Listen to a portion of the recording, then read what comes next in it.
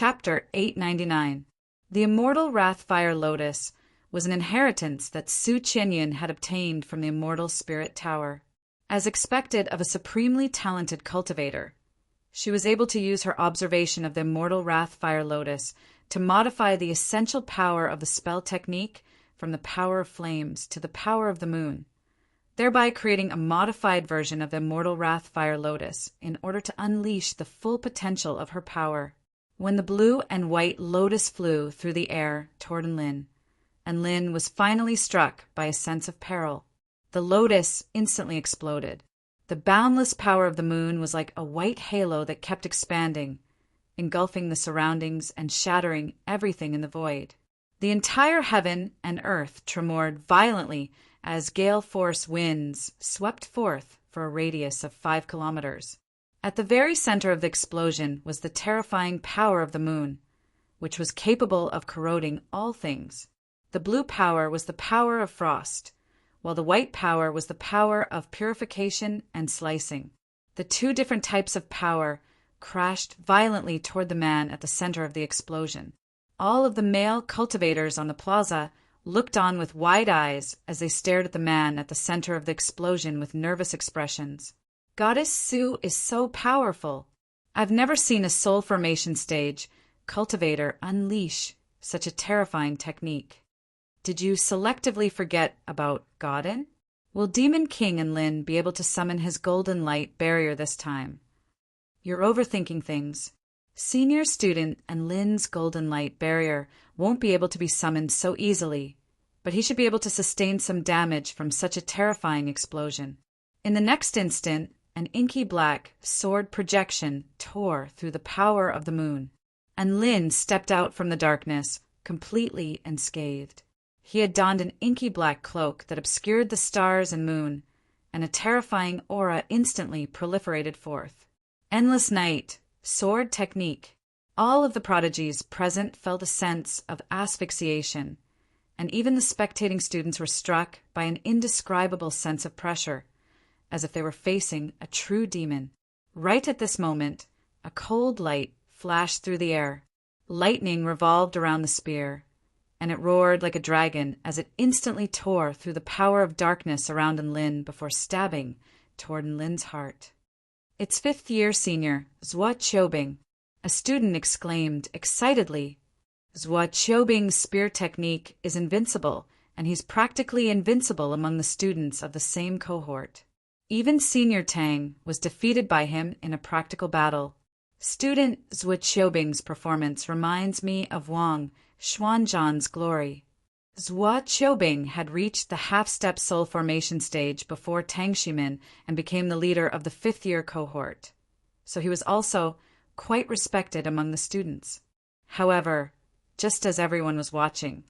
And Lin didn't even take a second look before slashing his sword through the air. Scram! The pitch-black sword light seemed to be able to swallow the heavens and the earth, instantly turning the surroundings into a dark prison.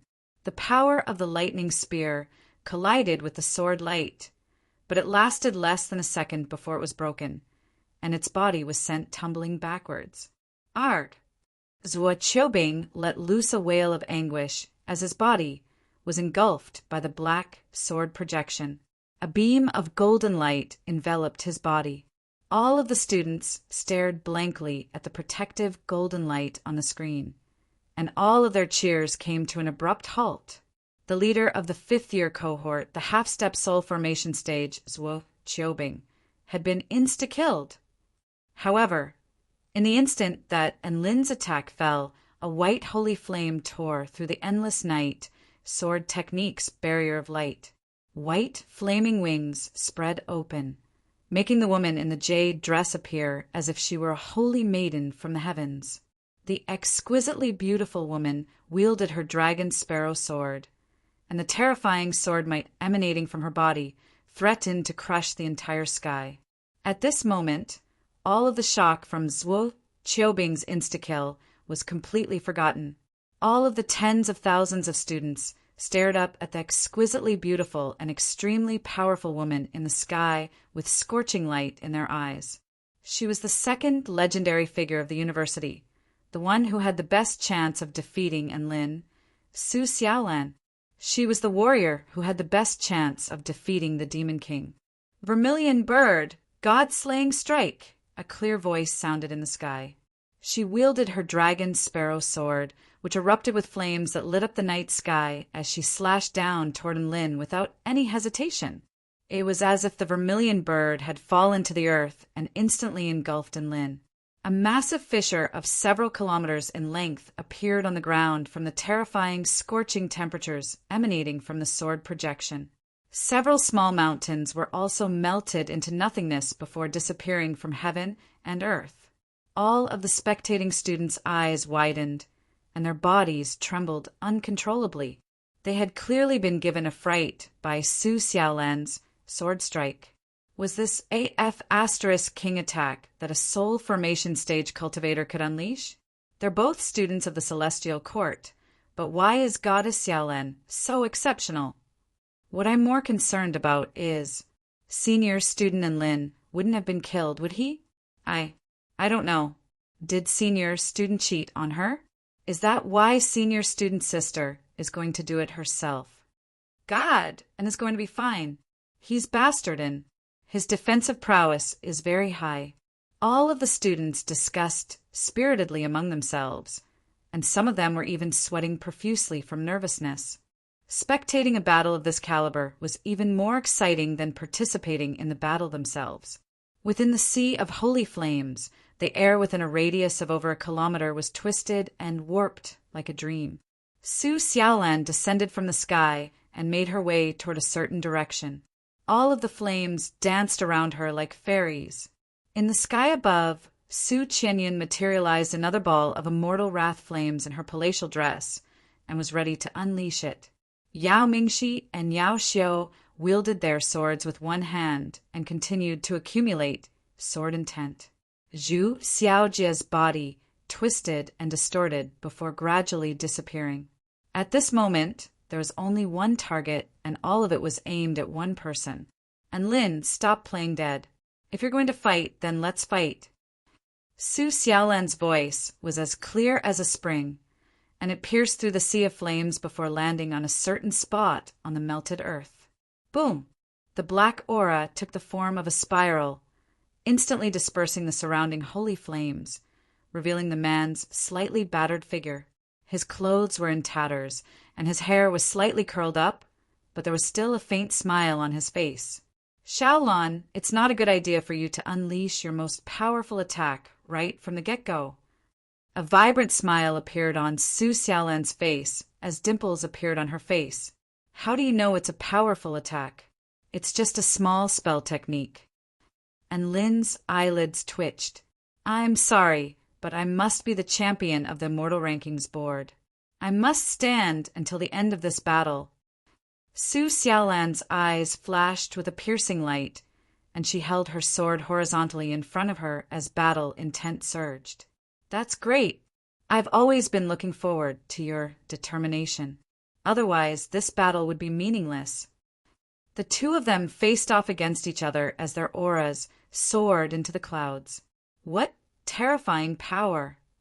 Yao Xiu let loose a delicate cry as her entire body trembled. Yao Mingxi stared at Enlin with a scorching light in his eyes. This is the man we should be chasing after. What a mighty figure! Even further away, a white-robed figure poked his head out and trembled uncontrollably at the sight of the battle taking place in the distance. It's one thing for there to be so few students, but why are there so many powerful beings attacking Enlin together? Wait, this is against the rules. But the teachers aren't stopping them. Strange, all of this is too strange. This figure was none other than Tang Shimin, who had rushed all the way to the central region of the Forest of 1,000 Peaks. He looked up into the sky with a disconsolate expression. As expected, I'm participating in a fake trial. Chapter 900. Su Xiaolan and Enlin, the two fated opponents, finally met. Another wave of excitement erupted on the plaza as tens of thousands of students began to discuss fervently. My God, I'm so excited. Are Enlin and Su Xiaolan finally going to fight? I've been waiting for this for a long time. Can Su Xiaolan really defeat Enlin? Although I also want to see Demon King Enlin lose. I have to admit that Enlin is the most powerful person in the university. He Enlin dares to win? The spectators discussed fervently among themselves as they watched the climax of the drama unfold. Within the forest of 1,000 peaks, all the prodigies were extremely tense. Holy flames erupted from Su Xiaolan's body once again, materializing into the form of a vermilion bird that enveloped her body. At the same time, her eyes turned golden as a terrifying dragon's might radiated outward. It was also at this moment that a hazy starlight suddenly descended and enveloped Enlin's body. Bam, bam, bam. Several chains of water pierced through the starlight and shot toward Enlin. They were extremely fast and as agile as flying snakes. Su Xiaolan knew that Enlin could control lightning, so she didn't use lightning chains. Enlin was enveloped by the starlight, and a dazed look appeared in his eyes for an instant. However, he quickly came to his senses. White streams of wind revolved around his long sword, and wings of wind spread out behind him. His speed instantly increased by several times, and he barely evaded the chains before charging toward a certain direction. Don't think that I won't be able to detect you just because you're hiding in the shadows.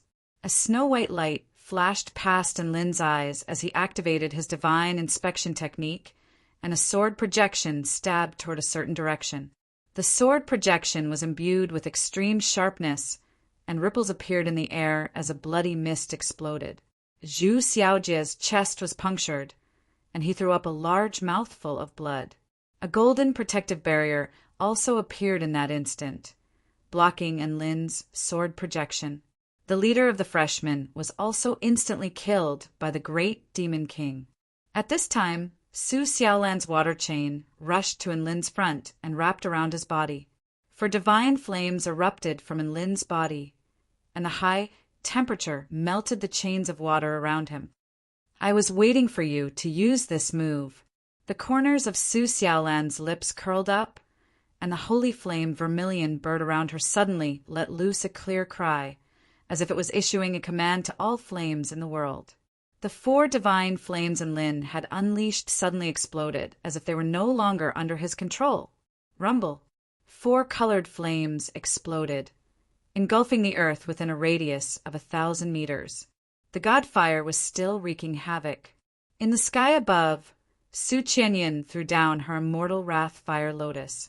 Su Xiaolan made a hand seal, and the white flaming vermilion bird on her body rushed towards Enlin. The immortal fury fire lotus exploded, and so did the holy flame vermilion bird. Heaven and earth trembled, and the flames transformed into shockwaves that extended for close to 10 kilometers. A massive mushroom cloud rose into the sky, exuding boundless light and heat. The terrifying energy even caused the enchantment barrier in the sky to tremor and crack slightly. Tang Shimin, who was spectating from afar, was also knocked to the ground by the shock waves. Hu Guan, who had unleashed his earth-breathing technique and was hiding underground in preparation for a sneak attack, was also blasted into the ground by the terrifying explosion, and even his protective golden light was revealed. The leader of the second-year team, Hu Guan, was eliminated. On the white Jade Plaza, all of the second-year students wore awkward expressions upon seeing Hu Guan's abrupt exit, and some of them even covered their faces in speechlessness. How humiliating! It was one thing for their leader to be defeated in a fair and square battle, but who would have thought that he would be eliminated for no apparent reason? Speaking of which, even student Hu Guan, who was hiding underground, was eliminated. And Lin is probably going to be unable to withstand such a terrifying attack, right? A student suddenly speculated. This was the same thought in many of the students' minds. After all, the visual impact of the explosion was simply too overwhelming. They really couldn't think of any power that could withstand such an attack. The flames gradually dissipated. A gargantuan crater appeared before everyone's eyes. All of the students' eyes widened as they saw a man with tattered clothes, but he was still standing with a sword in his hand. The man's eyes were bright and piercing, and even though there were a few charred marks on his body, the wounds were healing at a rate discernible to the naked eye due to his extremely powerful regenerative ability. He healed just like that? Some of the students' eyes widened with incredulity. As expected of Godin, he's still completely unscathed even after enduring such a terrifying attack. Is this the power of Senior and Lin? He really does live up to his reputation. He's so handsome. So what if I'm struck by his lightning? I don't care even if he tortures me 1,000 times over. I want to join the support team. Some of the female students who had just entered the university were completely entranced, and a scorching light appeared in their eyes as they stared at the confident man. Oi, you're betraying our Defeat the Demon King revolutionary camp just like that? Some of the male students were grief-stricken. Su Xiaolan's long eyelashes trembled slightly at the sight of Lin's expression, as if she was a little surprised. However, a smile then appeared on her face as her battle intent surged even more violently, and she charged toward Lin again. Yao Mingxi and Yao Xiao stood off to the side, unleashing one long-range sword projection after another to harass her. And Lin stomped a foot onto the ground, and heaven and earth suddenly dimmed. Su Xiaolan's heart jolted with shock, and she immediately unleashed her holy flame to protect herself, upon which she heard the blood-curdling cries of Yao Mingxi and Yao Xiao. When the light returned to heaven and earth, the two siblings had already collapsed to the ground with severe injuries, and a golden protective light had been unleashed from their bodies. Yao Mingxi and Yao Xiao had been eliminated, and Lin's evil-slaying sword was stained with blood, but his eyes were fixed on the woman in the blue palatial dress in the sky. Su Qianyun's body trembled slightly, and she had clearly been intimidated by Lin's domineering aura. And Lin really did want to kill Su Qianyun first. But Su Xiaolan wasn't going to let him have his way. She swept her holy flame toward Lin, and each and every one of her sword strikes was imbued with extremely fearsome power. This wasn't the first time that Lin had sparred with Su Xiaolan, but this was the first time that he had been so serious about it. He didn't dare to get complacent, and he immediately unleashed his endless night sword techniques. Devastating sword strikes clashed relentlessly with the holy flame slashes, transforming the ground within a radius of several kilometers into a terrifying realm of death. Gale force winds wreaked havoc as the earth melted and cracked, and the shockwaves from their attacks were powerful enough to raise a mountain to the ground. All of the students stared intently at the screen with wide eyes, and they were so nervous that they didn't even blink. Holy Mother of God, is this really a battle between soul formation stage cultivators? Even through the screen, I can feel the terrifying power radiating from their battle. My uncle is a new return to void stage mighty figure, so even his attacks aren't as powerful as theirs. Dioscoria Kankingensis, who was responsible for recording the final area, grimaced. Principal, our trial venue, the Forest of 1,000 Peaks, is about to be completely destroyed by them? Is this really okay? Vice Principal Yuhua took a deep breath and gritted his teeth. It's okay. It wasn't actually okay. His heart was still throbbing with pain. However, this was a trial venue, and he couldn't just stop the students from fighting, could he? They were the #1 university in the Kingdom of the 9 States, but they didn't even have a trial venue for their students to fight to their heart's content. Wouldn't they become the laughingstock of the entire Tai Chu continent? Thus, the battle between Lin and Su Xiaolan continued as tens of thousands of students watched nervously. Never would they have thought that the free-for-all battle would become a one-man show between Lin and Su Xiaolan. This was way too *King exciting. Chapter 901. A daybreak sword sliced through the darkness and became the only color between heaven and earth. Who won? And Lin's hands were trembling as self-blame welled up in his heart. And Lin rolled his eyes. I have such a high IQ. How could I be an idiot? What a joke. Be careful, Xiaolan. And Lin wielded his sword with one hand and golden void lightning, which was imbued with the power of annihilation, revolved around the blade of his sword. The space around him seemed to be unable to withstand the devastating power and began to crack open. On the main battlefield, Su Xiaolan was struck by Lin's daybreak slash, and a bloody gash appeared on her body. Crimson stains spread all over her black dress, but she was still standing. Su Xiaolan finally burst into laughter at the sight of Lin's renewed fighting spirit. "If you don't take this seriously, you'll have to kneel on a lava durian when we get back." The tens of thousands of students on the White Stone Plaza were no longer able to remain calm. Again, Su Xiaolan unleashed her true dragon and vermilion bird. Her dragon body was her armor, and her holy flames were her swords. She stood atop the vermilion bird and rose into the air, as if she were a proud holy maiden. "Be careful, too." Su Xiaolan pursed her lips. "And Lin, have you forgotten? You told me that I have to take this trial seriously and not be like before. Do you think I'll feel good just because you gave up?" Almost all of the students stared intently at the screen, witnessing the most intense battle in the history of Xiaoxian United University. Dioscorea Kenkengensis, who was responsible for recording the battle prowess, was sweating profusely. The combat prowess of these two students was off the charts. How was he supposed to evaluate them? And Lin hovered his evil-slaying sword in front of him, and his black cape transformed into 99 black vortexes, which radiated a black light that seemed to be able to engulf all things. "Principal, since there are only a few students left, why don't we remove the barrier?" A teacher couldn't hold on any longer and shouted for help. Boom!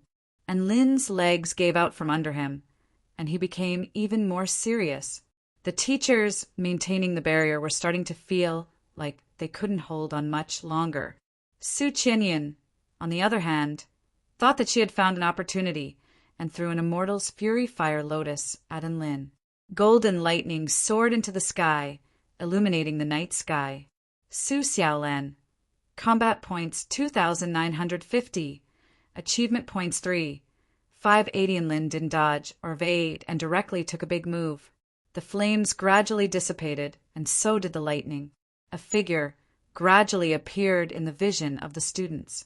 Senior Su Xiaolan is an accomplice this time. Speaking of which, weren't these two ridiculously strong? My heart aches for my teacher, who was blown away. Damn it, calling him the Great Demon King wasn't wrong. His achievement points were about to break the school record by more than 10 times. How many cute students had he slaughtered? Thankfully, Principal Yuhua was around to give him a rough estimate. Otherwise, Dioscorea Kenkengensis really would be a goner. And Lin finally recalled the teary eyes of Su Xiaolan during the free-for-all battle. Was he going to make Su Xiaolan cry again? The tip of the sword crashed into Lin's chest, upon which a scintillating light erupted forth. Boom! Indeed, he didn't want to hurt Su Xiaolan. Could Su Xiaolan just stand by and watch him get pummeled until he was eliminated? The holy flame slash exploded, and the destructive energy spread out, raising the nearby mountains to the ground. PFFF, PFFF, PFFF, God and his F asterisk king up again. Last time, he destroyed the enchantment barrier around the Immortal Spirit Tower, and this time he's even destroying the enchantment barrier around the forest of 1,000 peaks. And Lin. Combat points 3,100, achievement points 85410 inch. Did he try to take them down with him? Several teachers were blasted flying by the backlash of the enchantment barrier as they threw up mouthfuls of blood. And Lin's heart throbbed with pain at the sight of the wounded Su Xiaolan. Su Xiaolan. Their enchantment barrier had absorbed almost all of the energy that had escaped, which was why it was in such a sorry state. Su Xiaolan raised her head, and a smug smile appeared on her face as her golden eyes met Lin's. She raised her aura to its peak, and her dragon sparrow sword tore through the final barrier before stabbing toward Lin's chest. Vice Principal Yuhua clasped his hands behind his back. Hold on for a bit longer. You're all teachers of the United University of Cultivation. But you can't even withstand the shockwaves from a student's attack? Don't worry, they're almost at the end of the battle. What the hell did he do? How did he really wound Su Xiaolan? F***CK. They were responsible for restricting the range of battle for the normal students, not the range of battle for these two supremely talented prodigies. Endless night dawn. A faint smile appeared on Yu Hua's face upon seeing this. Remove the enchantment barrier? What a joke! If they removed the enchantment barrier, the entire forest of 1,000 peaks would be torn down by those two. How would they be able to hold the free-for-all battle next year? Dioscorea Kankangensis fell silent as he stared at Enlin's achievement score. A sense of extreme peril welled up in Enlin's heart, and a piercing pain shot through his heart. Enlin felt extremely depressed. If Su Xiaolan knew that she was trying to turn him into a eunuch for 100 years, what would her reaction be?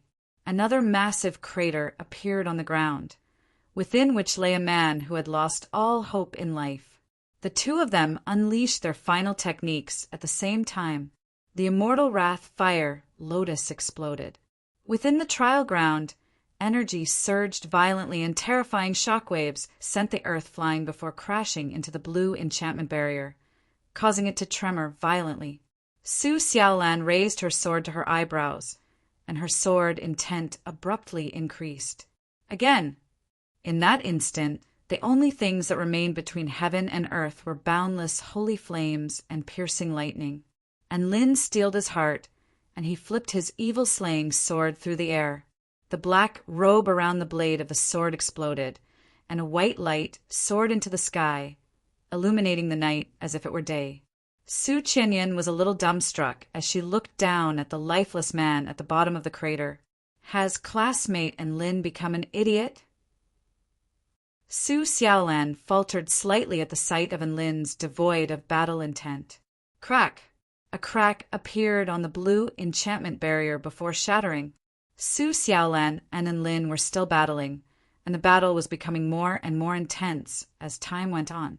They had already reached the point where they were both unleashing their most powerful attacks. Yu Hua was also given a fright upon seeing this, and he immediately stabilized the space within a radius of several dozen kilometers, while keeping the energy of the explosion at bay. And Lin took a deep breath before standing up again, and his aura soared explosively as his sword intent soared into the heavens. Sorry for the offense, Xiaolan. And Lin's defenses were broken through layer by layer, and just as the holy flames were about to dissipate, the dragon sparrow sword flashed through the air, and the power of the vermilion bird and true dragon combined to elevate its sharpness to the extreme. He quickly retreated, and Su Xiaolan's sword chased after him relentlessly. The teachers were all a little ashamed upon hearing this, and they worked even harder to maintain the enchantment barrier. The teachers who were maintaining the spell formation were struck by backlash from the power of the enchantment barrier, and blood trickled down the corners of their mouths. Su Xiaolan conjured her true dragon in this dire situation, and she was then engulfed by the light of the sword strike. Boom! White sword intent pulverized the earth before crashing into the enchantment barrier. Within the forest of 1,000 peaks, the enchantment barrier had already completely shrunk. Vermilion bird, god, slaying sword. A boundless light erupted from Su Xiaolan's dragon sparrow sword, and a holy flame projection extended for several kilometers before crashing down upon Enlin. Boom! An earth-shattering collision erupted, and the space around them began to crumble. Terrifying energy proliferated outward like a ball, crashing violently into the enchantment barrier. Chapter 902. The black figure gradually appeared in everyone's field of vision. My God, it's Enlin. He didn't fall. Some students exclaimed. That's right. Only that man was still standing in the final battle. And Lin's shirt had already been completely incinerated by the holy flames, revealing his firm yet slightly charred muscles, and a faint gash had appeared on his chest. Even after enduring such a terrifying attack, he was still standing like an invincible war god. and Lin made his way forward and looked at the disheveled woman lying on the ground with a faint golden protective light around her body. The two of them exchanged a smile. "Thank you." And Lin joined his fists in a salute. A vibrant smile appeared on Su Xiaolan's face. As expected of the super demon king of this trial. How impressive. The woman's body disappeared into specks of light, and Lin heaved a long sigh of relief. He had finally won this mission. A blue and white lotus flower had appeared before him, and it was slowly rotating while exuding terrifying energy fluctuations. And Lin, "Su Qianyan, are you addicted to throwing immortal wrathfire lotuses?" he roared. Boom! Energy instantly exploded, reducing the ground within a radius of over a kilometer to dust. Beads of sweat appeared on Su Qianyan's forehead. Using the immortal wrathfire lotuses consecutively was extremely taxing on her vital energy, and this was already her final attack. She stood atop her moonlight disk as she stared intently at the center of the explosion. Her pink lips pursed slightly as she murmured to herself, "Did you manage to blast it out?" "Nope," a ghostly voice sounded beside her ear. Su Qianyun's face paled with fright upon hearing this voice, and Lin's body gradually materialized like clouds and mist, and a golden lotus insignia flashed on his forehead as he activated his Earth Lotus Supreme skill, imbuing his fist with boundless power. "It's over," he said in a cold voice. Su Qianyun's features paled as she said in a mellow voice, "Be gentle." And Lin nodded. 100% mountain quaking fist.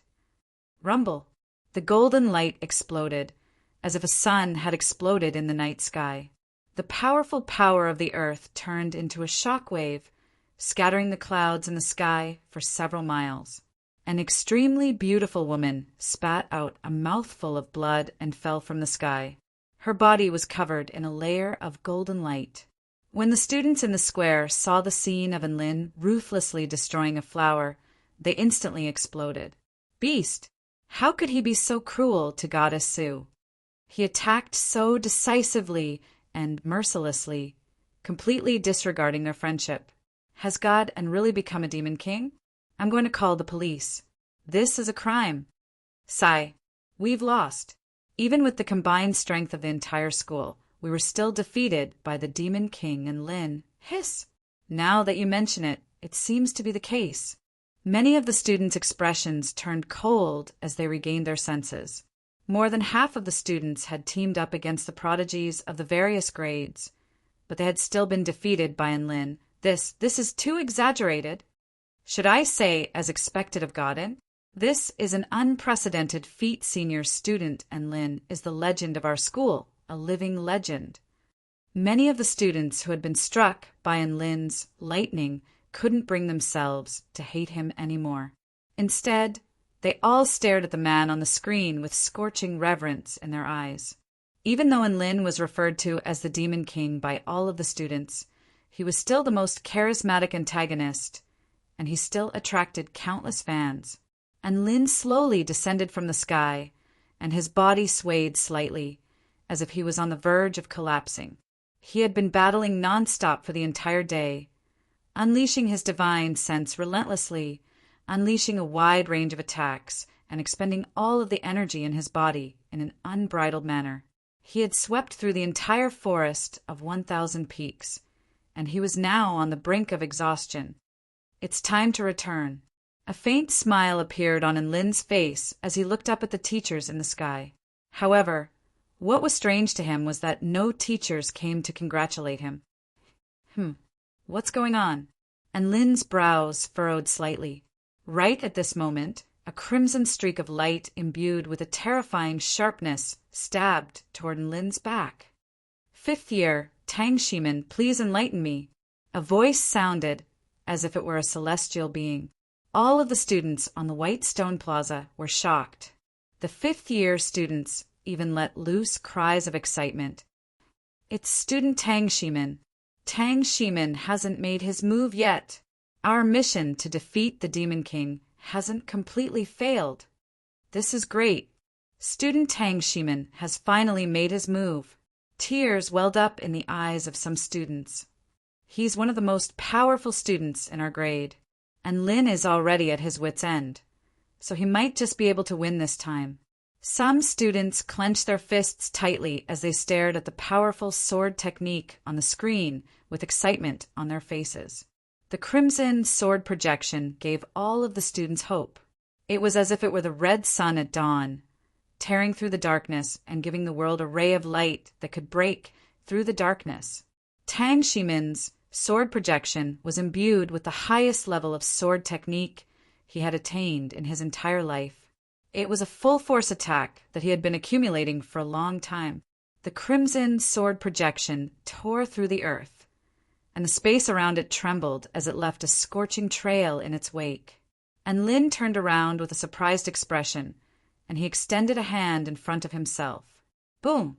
The crimson sword projection exploded, and a sharp screeching sound erupted as boundless sword intent burst forth, pulverizing the earth within a radius of several hundred meters. Tang Shimin's eyes widened in shock and incredulity. How could this be? My full-force attack was blocked by a bare hand? The crimson sword projection struck his hand, and a rainbow divine light flowed along its surface. But it wasn't even able to slice through the skin of his hand. The black sword projection fell and tore Tang Shimin's body apart. Blood splattered through the air, creating a tragic yet tragic sight. A golden protective barrier appeared around Tang Shimin's body, and he was in a daze. The tens of thousands of excited students on the White Stone Plaza felt as if a bucket of cold water had been poured over their heads as they fell into a peculiar silence. Their star of hope had been insta-killed, and Lin felt like he had to say something to show his respect, and a gratified expression appeared on his face. Well done, Senior Student Tang. You're the last one to be eliminated. Tang Shimin. Well done, my A**guess. I didn't even get a single head before I was insta-killed. Tears welled up in Tang Shimin's eyes with this in mind. He was supposed to make it into the top 5 of the Immortal Rankings board, so why did it end like this? Tang Shimin's body transformed into a streak of golden light and slowly disappeared amid his grief and indignation. In the sky above, Dioscorea Kenkengensis nodded with satisfaction. Although Tang Shimin only unleashed one strike, his sword intent was extremely profound and powerful. He has a good chance of making it into the top 10 of the Immortal Rankings board. Tang Shimin, combat capability, 680, achievement score, 0 in Lin, combat capability, 3400, achievement score, 86510. Vice Principal Yuhua nodded silently as he looked at the two numbers.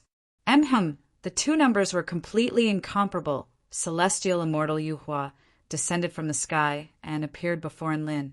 He teleported Enlin onto the platform on the White Stone Plaza before raising Enlin's arm high into the air. I hereby announce on behalf of the university that the free-for-all battle has officially concluded, and the champion is Enlin. Close to 50,000 students stared up at the proud figure standing before them in silence for a few seconds. And Lin was a little speechless as he looked at the students. Could it be that he had been too ruthless and all of his fans had left the team or become anti-fans? Could they at least give him some face? However, just as he was feeling a little gloomy, someone suddenly took the lead in clapping, which then erupted into thunderous applause. Tens of thousands of students erupted into unprecedented cheers. Their voices were like tidal waves that reverberated throughout heaven and earth, and some students were even screaming.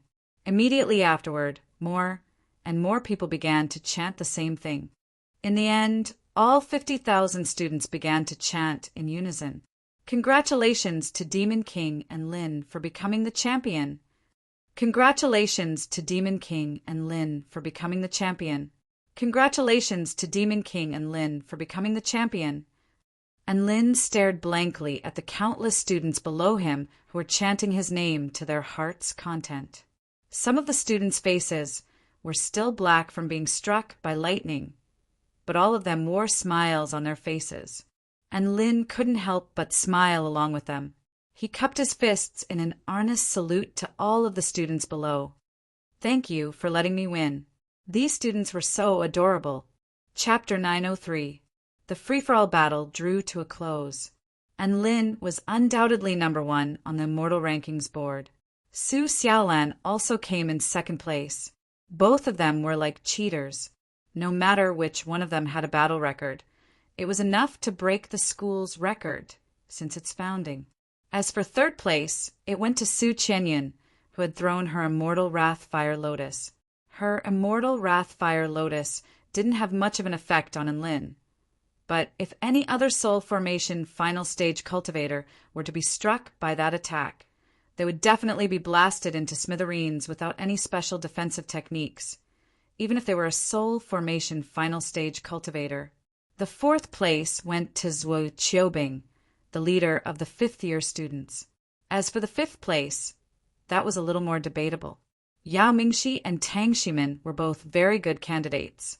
Yao Mingxi's combat capability wasn't as high as Tang Ximin's, but his achievement score was far superior to Tang Ximin's. After all, Tang Ximin's achievement score was 0, so I could do it too. The teachers calculated the scores and finally determined that Yao Mingxi came in 5th place, while Tang Ximin came in 6th place. That's right. Tang Ximin had missed out on his dream again. His dream of being in the top 5 of the Immortal Rankings board was no longer achievable. Tang Ximin bawled his eyes out in the toilet. Most importantly, he also learned why he hadn't encountered any monsters along the way. It was because he had been following behind Enlin the entire time, following the map that Enlin had cleared. Wherever Enlin went, he followed. What a coincidence! Was this fate? Fate my A** guess. Tang Ximin was about to explode, and he grabbed onto Enlin's sleeve as he howled with rage, demanding that Enlin compensate him for the honor of being in the top 5 of the Immortal Rankings board. Enlin's expression darkened. There was no way he could reason this out. Who knew that senior student Tang would be following him this entire time? Even though this had nothing to do with him, he couldn't bear to see senior student Tang's heartbroken expression when he couldn't even fulfill a simple wish before his graduation. How about this, senior student Tang? I'll give you something as an apology. And Lin thought for a moment before speaking. Tang Ximin's eyes lit up. What is it? He could still vaguely recall that during the last free-for-all battle, Enlin had to compensate Chang Yi for the mooncakes he had made for Lu Qinhuan and the others. At that time, he was extremely envious of Enlin. Now that Enlin said that he had something good for him, he couldn't help but feel a little excited. Enlin reached into the pocket of his robe and took out an exquisite object. Under the sun, it exuded a moving rainbow-like luster. Its entire body was round and flawless, and its edges were full of regular folds, like pieces of aggregated petals. At the bottom was a pure white support that could be held with one hand. It was a combination of simplicity and beauty. That's right, it was a lollipop. The system's products were definitely top-notch, and Lin was willing to give one of the 2 lollipops rewarded by the system to Tang Ximin. It could be said that he was very reluctant to part with one of his favorite lollipops. Thankfully, the lollipop given by the system was different from the lollipop that he was worried about. It was a normal lollipop. Otherwise, Enlin would definitely kill the system. There were 2 lollipops from the system, and it was giving him one just like that. A pained expression appeared on Enlin's face. Tang Ximin was on the verge of breaking down. Enlin, are you messing with me? You said you were going to give me a present, but in the end, you gave me a lollipop. Even if I, Tang Ximin, starve to death and come last in the free-for-all battle without encountering a single enemy, I won't accept your insincere charity. Hee, this is my collector's edition lollipop. If you don't want it, then I won't give it to you. And Lin was about to put away the lollipop. He was actually already regretting his decision, so he took this opportunity to renege on his promise. Wait. Tang Ximin caught sight of Enlin's expression of relief. Could it be that this lollipop really did have some miraculous effect? Thus he extended a hand. Give me the lollipop. And Lin, Tang Shimin received a lollipop.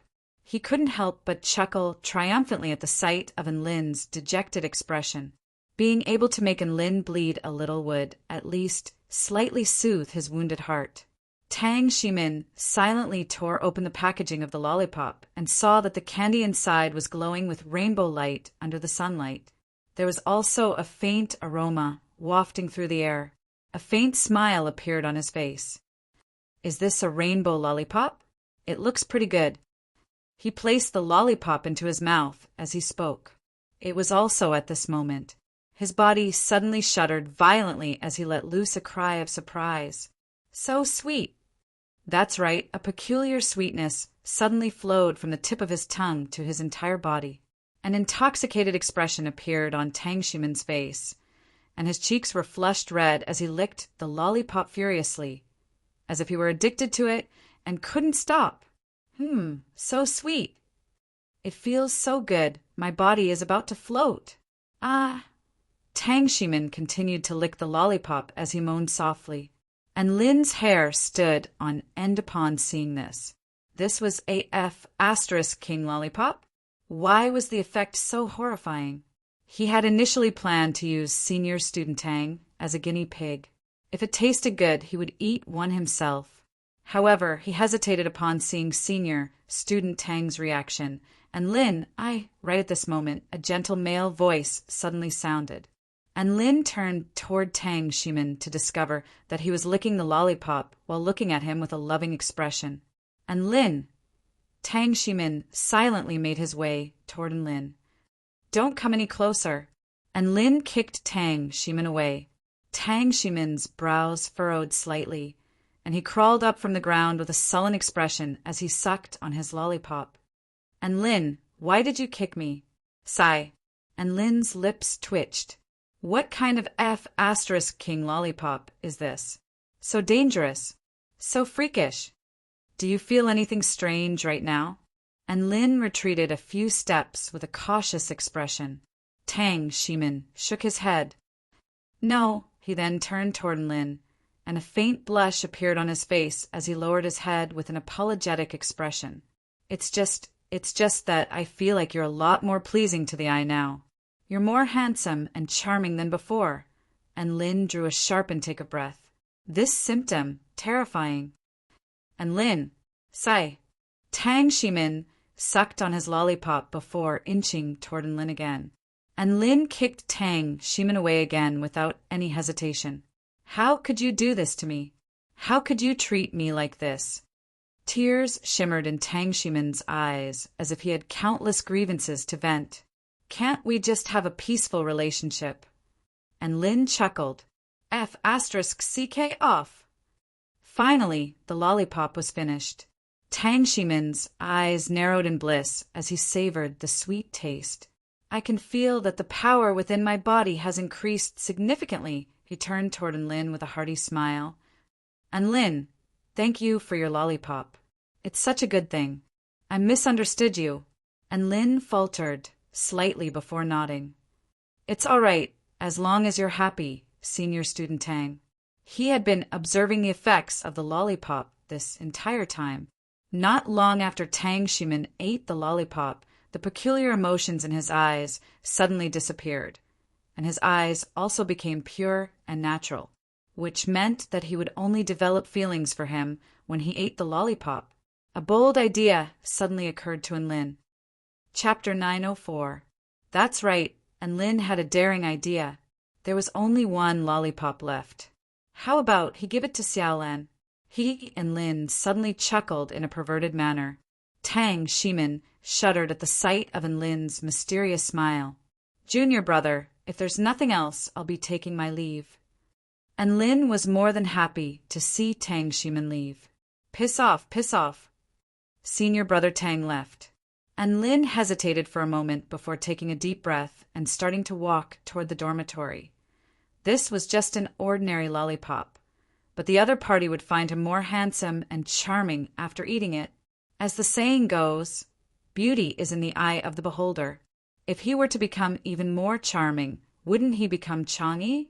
He was getting a little excited just thinking about it. He knocked on Su Xiaolan's door. "Xiaolan, are your injuries better?" And Lin asked with concern. "I'm almost fully recovered." Su Xiaolan took a shower after her battle and changed into a white dress embroidered with green bamboo. Her black hair cascaded down her back like a waterfall. Her skin was smooth and supple, and her eyebrows were like wisps of smoke. And Lin felt his entire body relax as soon as he walked in. He felt like this was heaven. If the conditions allowed, he really wanted to live here. It was much better than the zoo next door. "What? Do you feel bad, so you came to see me?" Su Xiaolan asked with a teasing smile on her face. And Lin's eyes glowed with a bright smile. And Lin nodded with a serious expression. "That's right. I came to see you and give you a small gift as an apology." "What gift?" Su Xiaolan's interest was piqued. And Lin slowly pulled out a lollipop from his pocket and placed it on Su Xiaolan's table. Su Xiaolan looked at the lollipop and was startled. Then she couldn't help but laugh. "And Lin, you're really sentimental. Giving a lollipop as an apology," she picked up the lollipop and said with a smile, "but it's very interesting. I like it." And Lin said matter-of-factly, "Of course. This lollipop is the only one left in this world. It's super delicious. I'll give it to you as a gift. Don't stand on ceremony." Su Xiaolan tore open the packaging of the lollipop, and her eyes lit up when she saw the colorful luster inside. She opened her pink lips and put the lollipop in her mouth. Suddenly, a very sweet smell filled his body. The woman's body trembled slightly, and her beautiful eyes became a little blurred. And Lin looked at Su Xiaolan expectantly. "How do you feel?" "Do I look even more handsome now?" He didn't say it out loud. Su Xiaolan raised her head, and there seemed to be some kind of special emotion rippling in her eyes. A faint blush appeared on her face as she looked at Lin and nodded. "It's delicious. And Lin, have a bite too." There was a conflicted look in her eyes, but in the end, she still took the colorful lollipop from her mouth. The lollipop was glittering and translucent, and there was even a sliver of translucent nectar swirling around it. Su Xiaolan never forgot to share beautiful things with Lin. When she heard that this was the only one left in this world, she felt like Lin shouldn't miss out on such a delicious lollipop.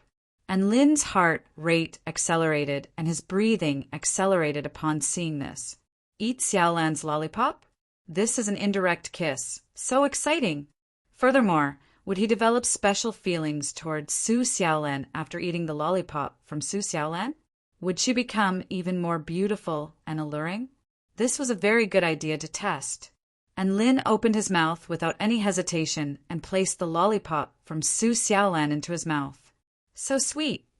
A unique kind of sweetness flowed into his body like a rainbow, filling his entire body with a sense of bliss. This sweetness flowed into his body and into his consciousness, and it was also imbued with abundant energy. It was as if nothing in this world could compare to this lollipop. "And Lin, let me have a taste." A soft and seductive voice sounded, and Lin raised his head to discover the yearning in Su Xiaolan's eyes. He struggled for a moment before handing the lollipop to Su Xiaolan. Thus, the two of them licked the lollipop one by one. Su Xiaolan's arms were already wrapped around Lin's arm, and her soft and delicate body was pressed tightly against Lin's. Her voluptuous chest rose and fell as a beautiful blush appeared on her neck. Her eyes were filled with love as she called out in a soft voice, "Lin." Her breathing accelerated as her cherry lips slowly inched closer to Lin's lips. And Lin glanced at Su Xiaolan as he continued to sip on the lollipop. She was a noble and holy woman in the eyes of others, but she had never been so seductive before. And Lin suddenly pushed Su Xiaolan away with an impatient expression. "Woman, don't get so close." Su Xiaolan faltered upon hearing this, and there was sorrow and disappointment on her face. However, she still walked toward the man. "And Lin, I don't want a lollipop, I just want to—" And Lin's expression became serious as he pushed Su Xiaolan to the ground again. "Woman, get lost." Don't even think about taking advantage of me, Su Xiaolan. And Lin harumphed coldly as he silently walked over to the vanity mirror. A mesmerized expression appeared on his face as he looked at the man in the mirror. He sucked on his lollipop and rubbed his chest with one hand. His face was flushed red as he lamented, "What a peerlessly beautiful man! I never thought that there would be such a perfect man in this world." He stroked his own face as he stared at the man in front of him in a daze. Su Xiaolan strode over with a sullen expression, and she placed a hand on the man's shoulder. "And Lin, how can you treat me like this?" And Lin pushed Su Xiaolan away violently with an impatient expression. "Piss off." Looking at himself in the mirror, his breathing quickened, and he couldn't help but say, "In this world, only I am worthy of such a perfect me." Su Xiaolan was in despair. Tears welled up in her eyes, and she clutched her chest with her hand as she looked at Lin with a pained expression. And Lin was truly in love. Before he knew it, he had already bent over and was about to kiss the man in Su Xiaolan's mirror. It was also at this moment that the lollipop was sucked dry. A mysterious energy fluctuation began to disappear, and Lin's eyes gradually regained clarity. He looked at the man who was almost glued to the mirror, and he was given a huge fright as he immediately retreated. Holy F***CK! What am I trying to do? There was a look of horror on his face. He carefully recalled what had happened before he finally came to a realization. So that lollipop doesn't create feelings for the person in front of me after I lick it. Instead, it makes the person who eats the lollipop fall in love with the owner of the lollipop. That's why I fell in love with myself. Hee, that's a reasonable analysis. A clear and melodious voice rang in his ears, and Lin turned around. He discovered that Su Xiaolan was looking at him with a hint of a smile on her face, and there was a dangerous glint in her eyes. Chapter 905. As expected, raising a little fairy was a lot more useful than raising a dog, and Lin nodded. In that case, it was either a symptom of a pre-breakthrough breakthrough, or mental state that had been obstructed, thereby resulting in this state. However, Dubai had a different opinion. "I didn't see any changes in Little Lang's personality when he made his breakthrough. So why is little Tian acting like this? I think this is an inner demon." Shui Zhantian. He immediately wanted to hug Shui Zhantian's soft and fluffy body, but he didn't know what kind of state Shui Zhantian was in right now. In order to avoid disturbing Shui Zhantian's observation, he forcibly repressed this urge. And Lin, Tina flew a circle around Shui Zhantian before tapping his fluffy little head with a slender finger. He's very healthy. There are no abnormalities in his body. The scalding and piercing pain was still dominating his mind. That kind of experience was really too unbearable to recall. What the F***CK? Why was she so understanding? Everyone nodded upon hearing this. Kneeling on a lava durian is one thing, but I can't even use the power of my divine body. Su Xiaolan's eyes narrowed slightly. Hee, little Na is such a good girl. And Lin stroked her golden hair with a gratified expression. By the way, what has little Tian been doing these past few days? Why haven't I seen him? And Lin rolled his eyes. I've been a bit short on money lately, so I've used all of the flavor enhancements from the frying pan to make stuffed buns. It would be fine if it were the former, but if it were the latter, then it could even trigger an inner demon or cause his Tao heart to become unstable, thereby leading to his death by the heavenly tribulation. Why can the heavens only punish me, but I can't retaliate? Giant and Lin, what happened to your knee? Tina immediately caught sight of Enlin's injury, and she flew to Enlin's side before unleashing a healing spell technique on his injury. When did Xiaolan become so violent? I'm so nice to her and fed her lollipops, but she's punishing me by making me kneel on a lava durian. Dubai ran away with an aggrieved expression. What did it say wrong again? Dogs always lick their wounds with their tongues. Saliva has the effect of disinfecting and speeding up the healing of wounds. and Lin felt that he had to take care of this matter and see if there was anything he could do to help. Dabai finally realized that he had been too hasty, causing Lin's favorable impression of him to drop, causing him to lose his position as the Empress. It also ran over to the man and stuck out its tongue. "Big brother, and your knee is injured. Let me lick it for you." And Lin complained as he walked back to his small attic. Just like that, and Lin rode on Dabai and flew toward a certain lofty mountain on the floating continent with Little Red, Little Na, and Little Goo. "You used to speak in idioms. How did you become a vulgar person who doesn't even have an idiom to speak in?" And Lin's heart was throbbing with pain. Thump, thump, thump, bang, bang, bang, clatter, clatter, clatter, puff, puff, puff. His legs were trembling, and both of his knees had become bright red with a series of bloody gashes on them. 2 hours later, and Lin finally limped out of his attic. F***CK. Didn't he say he was going to help Shui Zhantian? Wasn't there something wrong with his focus? And Lin's brows furrowed slightly. There seemed to be one missing, and Lin's interest was piqued. "Which mountain is it on? Let's go check it out." Shui Zhantian shook his head. "Master, I don't really want to talk right now. I want some time alone." Shui Zhantian's eyes were bloodshot with rage as he spoke. "I won't allow this to happen. Shui Zhantian, can't take this anymore." In summary, this was a case of unbearable domestic violence. That mountain was the tallest mountain on Shoshian United University. It was like a sharp sword piercing through the clouds, and it was the closest mountain to the sky. And Lin turned to the other beast pets with a curious expression. What happened to little Tian recently? The injuries on Lin's knees quickly healed. All the beast pets sigh. Shui Zhantian looked up into the sky and heaved a forlorn sigh. "Master, you should go home. You can't do anything about my problems. I'll have to solve them myself." A warm smile appeared on Su Xiaolan's face. "It's not what I think it is. I thought you didn't know about the effects of the lollipop and were in a hurry to share it with us, so we fell prey to it. So, I was wrong. All the beast pets. Him? He said he's about to make a breakthrough and is observing his own Tao on a mountain in the university." He immediately replied, as if he had grasped onto a life-saving straw.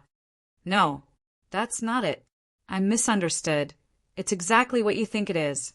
I really didn't know that lollipops would have this kind of effect. You have to believe me, Xiaolan. Shouldn't Shui Zhantian's reply be to break through first, then crush the heavens?" And Lin. Dabai immediately ran around Lin excitedly as soon as he entered the room.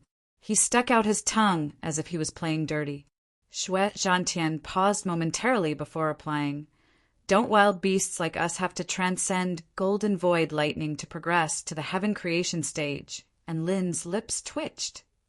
F***CK off. And Lin was dumbstruck for a second. Dogs only knew how to eat and sleep.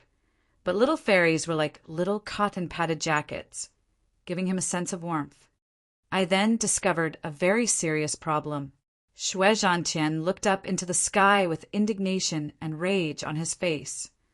"Why is the heavens able to strike me with lightning all the time during my tribulation transcendence, while I can only endure in silence?" Shui Zhantian. "Are you not going to leave? Big brother, and you're finally back. Congratulations on becoming the champion of the free-for-all battle. Do you want to celebrate with some delicious food tonight? Woof! I want to watch you make your breakthrough and stay by your side." And Lin replied in a resolute voice.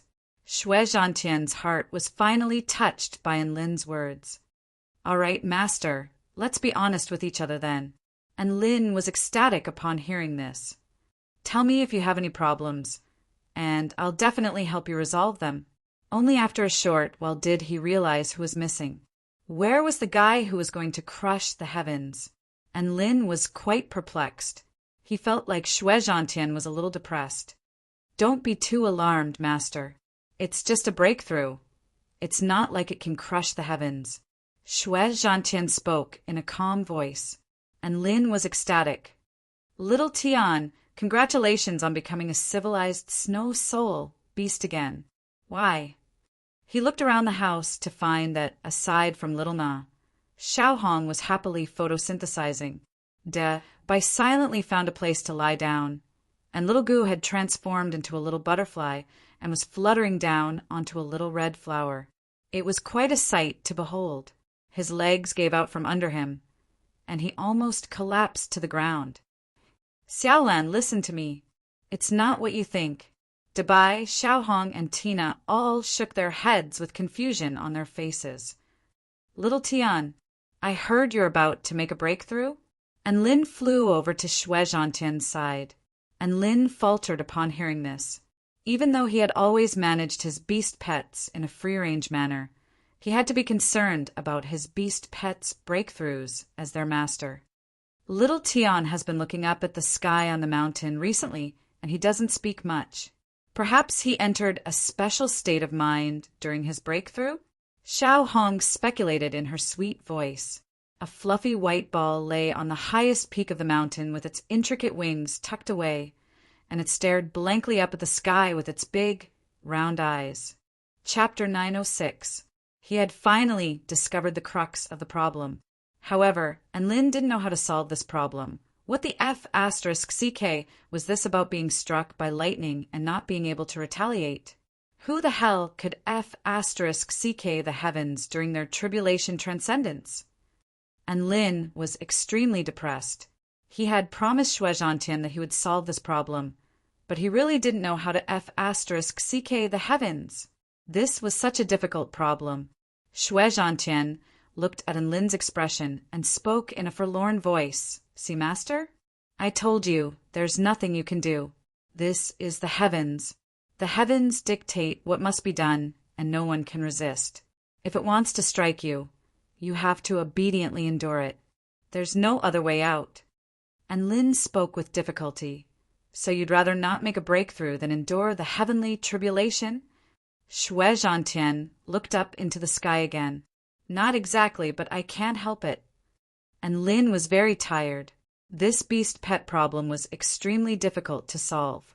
How to make Xue Zhantian endure the lightning strikes was a difficult problem. After a while, Lin's eyes lit up, and he stroked Xue Zhantian's head before speaking in a meaningful and heartfelt voice. Little Tian, I want to teach you the meaning of an idiom. What idiom? Xue Zhantian's eyes finally lit up upon hearing this. This idiom is... And Lin looked directly into Xue Zhantian's eyes and enunciated each and every word. Endure hardships in order to gain courage. Boom! And Lin's words were like a bolt of lightning that caused Xue Zhantian's body to tremble. As the king of idioms, how could he not know the meaning of this idiom? He was trying to tell him to endure humiliation for the sake of his mission. Think about it. You can't retaliate now, but you might be able to after you become powerful enough. And Lin continued, endure the heavenly tribulation first and endure humiliation for the sake of your mission. Only when you become powerful enough will you truly have a chance to slash the heavens. Xue Zhantian's body trembled, and he had clearly been moved by Lin's words. And Lin added fuel to the fire. Isn't there a saying that goes like this? A gentleman's revenge is a dish best served cold. You, Xue Zhantian, are destined to slay the heavens, so you shouldn't let the heavens stand in your way.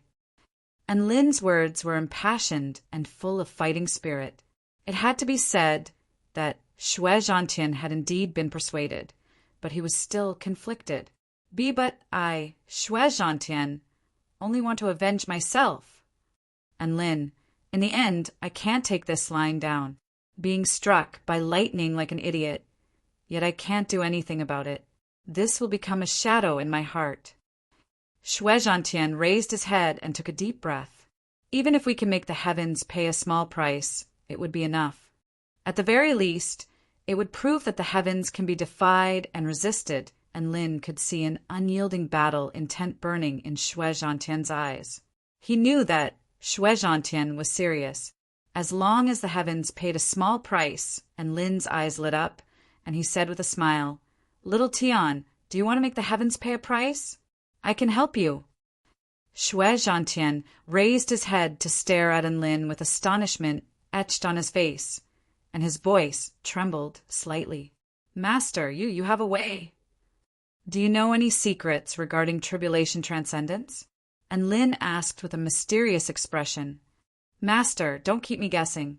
Xue Zhantian's eyes widened with faint blue patterns, and he flapped his intricate wings with excitement, appearing especially adorable. And Lin smiled. You also know that the son of Emperor Yidang of the Blood tribe died to tribulation lightning, and I was the one who killed him. At the time, I blocked countless bolts of tribulation lightning for him, but the lightning didn't strike the right person, and it became more and more powerful. Do you know why? Xue Zhantian faltered for a few seconds before replying with an excited expression. The heavens are angry! And Lin clapped his hands together and nodded. That's right. It's exactly because the tribulation lightning was blocked that the heavens became enraged, which is why the tribulation lightning became so much more powerful. At the time, we were obstructing the actions of the heavens. Xue Zhantian flapped his wings excitedly. So that's how it is. Angering the heavens. Haha, it sounds great. It's such a joyous thing to be able to do something that pisses off the heavens. That's exactly what you're talking about. And Lin nodded with a smile. Furthermore, when we obstruct the tribulation lightning, the power of the tribulation lightning will increase, and the heavens will expend a little more energy. According to the law of conservation of energy, isn't that the equivalent of expending a little more energy to make the heavens expend a little more energy? Boom! And Lin's words exploded in Xue Zhantian's mind like a clap of thunder. Xue Zhantian flapped his wings as his eyes glowed with excitement. Brilliant! Master, your words have enlightened me. A bright future has appeared in front of me.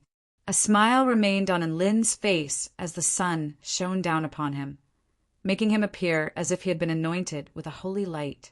He extended a hand toward Xue Zhantian before speaking in a clear and confident voice. Little Tian, are you transcending your tribulation? I'll enrage the heavens with you. A prideful smile appeared on Xue Zhantian's face. Come, make the heavens tremble. Crack, a crisp crack sounded, as if a certain shackle had been broken, and the great Tao of heaven and earth trembled slightly as if it had resonated with something. Boom! Xue Zhantian's aura soared into the heavens. Listening to you is more rewarding than cultivating for 10 years. Master, I'm going to make a breakthrough now. Little Tian, transcend your tribulation to your heart's content. I'll be by your side to enrage the heavens. An elated smile finally appeared on Enlin's face as he looked at Xue Zhantian. Tina, Dabai, and Xiaohong all stared blankly at the scenes unfolding before their eyes. Dabai faltered for a long while before speaking. It's over. These two have both gone insane. They've decided to increase the power of their tribulation, lightning. Woof! Tina was also in disbelief. Isn't tribulation transcendence, for soul formation stage, cultivators very dangerous? I've heard that over 90% of cultivators at the soul formation pinnacle stage will be reduced to ashes by the golden void lightning. Why would they dare to increase the difficulty? That's why I said they're crazy, Xiaohong said in her sweet voice. Let's get away from them so they don't get in their way. It's very dangerous to play with crazy people. As expected of Big Sister Hong. Her words were always reliable. Tina and Dabai were also thinking the same thing. They immediately retreated to a distance of over a kilometer. Vital energy surged for over 50 kilometers, and the inky black clouds in the sky covered an area of several dozen kilometers, obscuring the entire sky as terrifying lightning might gathered. This terrifying commotion naturally alerted all of the students and teachers on the campus. Vice Principal Yu Hua was the most dutiful of them all, and he immediately rushed to the forefront of the commotion. He was then greeted by the sight of Xue Zhantian, who was preparing to transcend his tribulation, and Enlin, who was cheering him on. His lips twitched involuntarily. It's him again. It's his people again. Not only is he making a breakthrough, but Xiao Qiu, Xiao Hong, the white-scaled wolf god, and Shui Zhantian are all transcending their tribulation at the school. What kind of place do they think this school is? Chapter 907. Heaven and earth transformed as vital energy surged violently. In the past, all of the teachers and students would have turned pale with fright. However, they were all looking out the window with indifference, as if they were already used to this. Is someone going to transcend their tribulation again? That's right. From the looks of it, it should be a soul formation stage or a turn to void stage tribulation. It's very similar to the tribulation transcendence of that wolf god. Haha, then it's definitely not our students. It's probably senior student and Lynn's beast pets again, right? It must be that super adorable snow soul beast transcending its tribulation. Ah, I really want to go and have a look, a female student said with anticipation on her face. How about we apply for a leave of absence?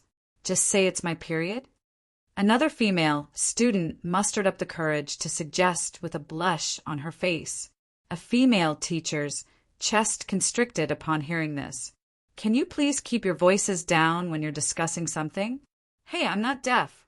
In another classroom, a man who was talking excitedly about karma glanced at the sky outside the window and smiled faintly. Students, when you think that the person you are destined to meet has appeared, don't hesitate and go after him decisively. Otherwise, you will only be left with regrets and regrets. All of the students were perplexed. Why was the teacher suddenly talking about this? Teacher, your destiny has already appeared, so you have to grab onto this opportunity. This is the best time to observe your Tao. Hence, this is a self-study period. See you later. The man chuckled and tore open a spatial passageway on the spot. He stepped into the spatial door openly and disappeared. All of the students in the classroom were dumbstruck.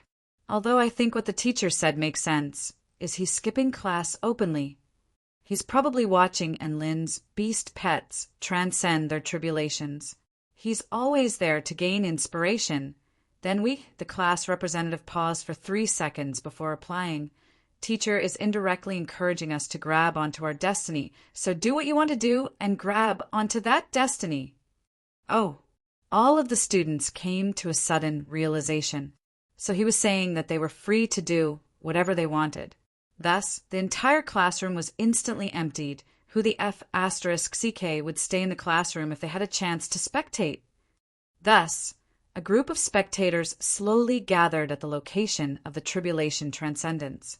Around the mountain peak, there was a barrier set up by the teachers to prevent the lightning's might from affecting the innocent students. Vice Principal Yuhua looked at Shui Zhantian and Enlin with furrowed brows. Why is Enlin still standing there? Isn't he afraid of disrupting Shui Zhantian's tribulation transcendence? Celestial Immortal Mingyuan, who had just skipped class, looked at the figure with a profound smile on his face. Looks like classmate Enlin is going to show us something amazing again. Dark clouds gathered in the sky, causing the entire world to darken. Bolts of golden lightning swam in the sky like golden dragons, releasing extremely terrifying lightning might. Shui Zhantian flapped his little wings and hovered in midair. He pointed his pointy wings toward the sky as he let loose a torrent of abuse. F***CK and T% MMP. And Lin had a gratified look on his face, but all the teachers and students in the school were dumbfounded. What kind of operation was it to point at the sky and curse before transcending the tribulation? What a huge grudge. Boom, boom, boom. The sky seemed to stir as golden lightning began to surge. Tribulation transcendence to the soul formation stage required 49 bolts of tribulation lightning. But tribulation transcendence to the return to void stage required 81 bolts of golden void lightning. Even the most supremely talented prodigy could fall to golden void lightning. Celestial Immortal Mingyuan's eyes lit up at the sight of Shui Zhantian hurling abuse into the sky. This was the first time he had seen such a spectacular opening. Boom! A bolt of golden lightning flashed through the sky before striking Shui Zhantian's body. Terrifying lightning might course through the round ball of flesh, wreaking havoc upon its body. Shui Zhantian chortled with glee. Ha ha! Trash tribulation lightning. I can take another 10,000 bolts of this level of attack. He then began to hurl abuse into the sky again. Classmate and Lin's beast pets are all so special. Vice Principal Yuhua felt as if 10,000 mythological beasts were stampeding over his heart upon hearing Shui Zhantian's words. Celestial Immortal Ming Yuan picked up a photographic crystal and began to take pictures with an excited expression. Shui Zhantian has launched a second wave of verbal attacks against the heavens. Will the heavens be angry? Will the power of the tribulation lightning increase by leaps and bounds? Boom! The second bolt of divine lightning fell. Unfortunately, this bolt of divine lightning was only slightly more powerful than the last bolt, and it was increasing in a regular pattern, much to Celestial Immortal Ming Yuan's disappointment.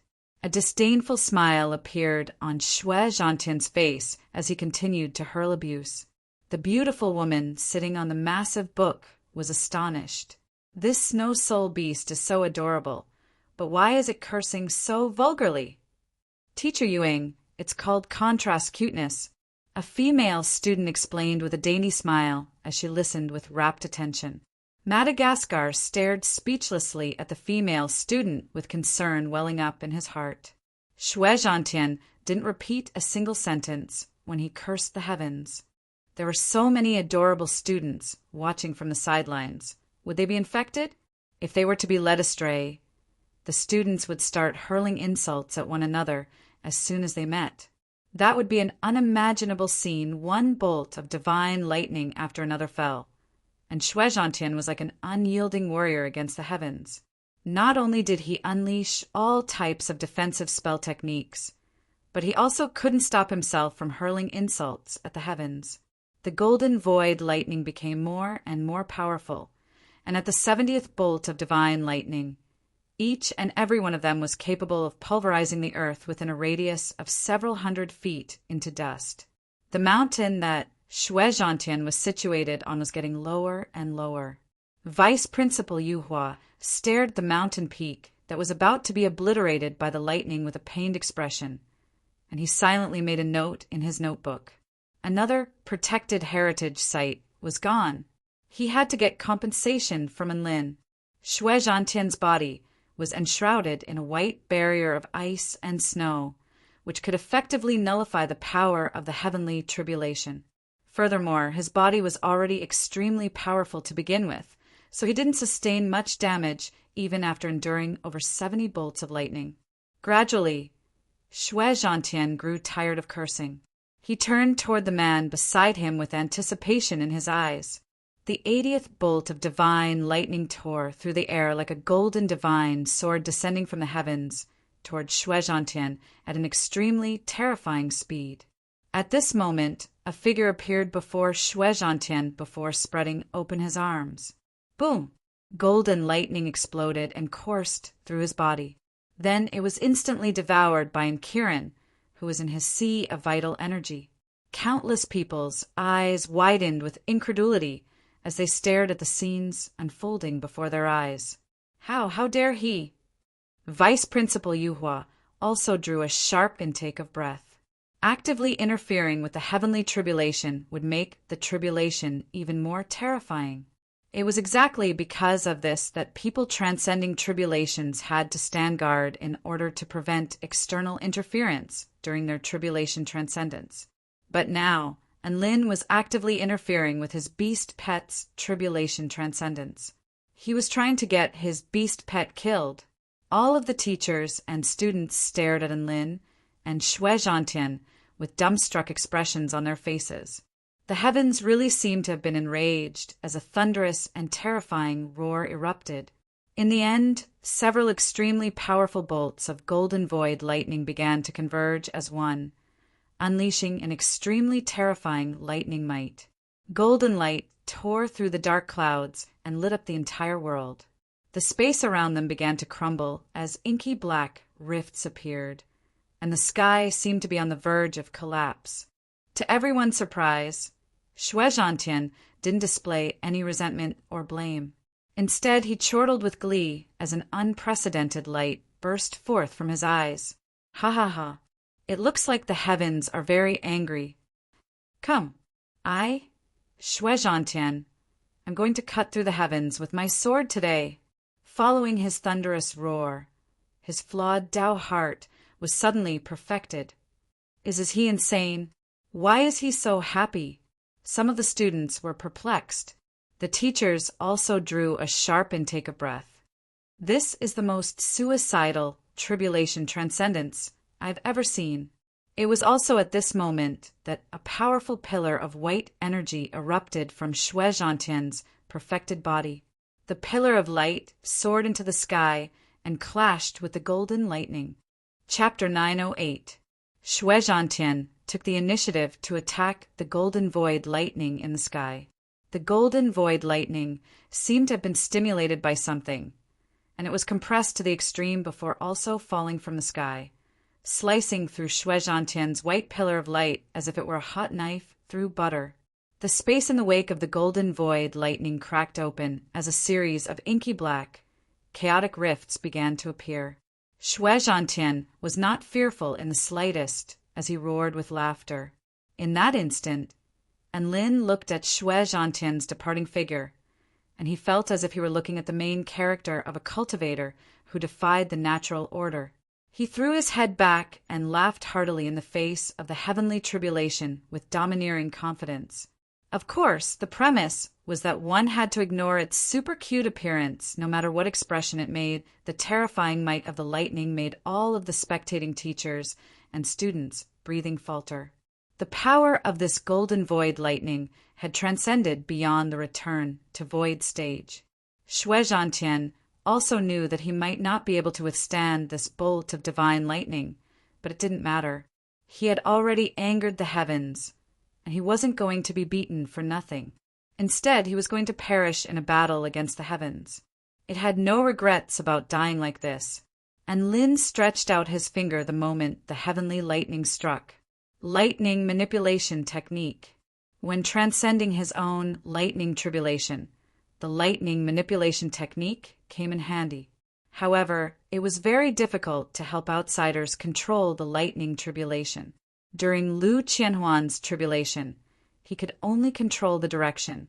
Now he was helping Shui Zhantian transcend his tribulation, but he was hoping to slow down the tribulation lightning a little. That's right, he had to slow down the golden void lightning so that it wouldn't crash into Shui Zhantian's body. That way, he would be able to minimize the risk to his life. Now that Anlin had become more powerful, he might be able to use his lightning manipulation technique. Slow down, slow down. The lightning on his fingertips flourished as he used all of his strength. Rumble. His sea of vital energy suddenly surged, and Kirin opened his bright eyes. He also pointed a finger toward the sky, as if he were the ruler of all lightning. Buzz, invisible waves enveloped heaven and earth. The bolt of golden void lightning falling from the sky suddenly slowed down to a crawl. This scene made all the onlookers dumbfounded once again. They could even see the tiny arcs of lightning at the edge of the dazzling golden lightning. Madagascar murmured, "Am I seeing things? Why do I feel like the lightning is moving in slow motion?" One of the students was speechless. "Teacher, are your eyes playing tricks on you? Otherwise, the divine lightning would have struck that adorable snow soul beast while we were speaking." Shui Zhantian turned to Anlin with a grateful expression. As expected, only by following his master could he truly break through this world. It had made the right choice back then. Thus, Shui Zhantian flew toward the terrifying bolt of divine lightning without any hesitation. Countless golden lightning bolts exploded like balls of lightning, and the terrifying lightning bolts annihilated the space within a radius of several hundred meters into a void. Shui Zhantian's snowy white fur had been charred black by the golden void lightning, and he had been reduced to a black ball. This scene caused the hearts of everyone present to twitch violently. Disfigurement, awe. Shui Zhantian roared as he spread his wings, and his Tao intent and power erupted forth to resist the terrifying golden void lightning.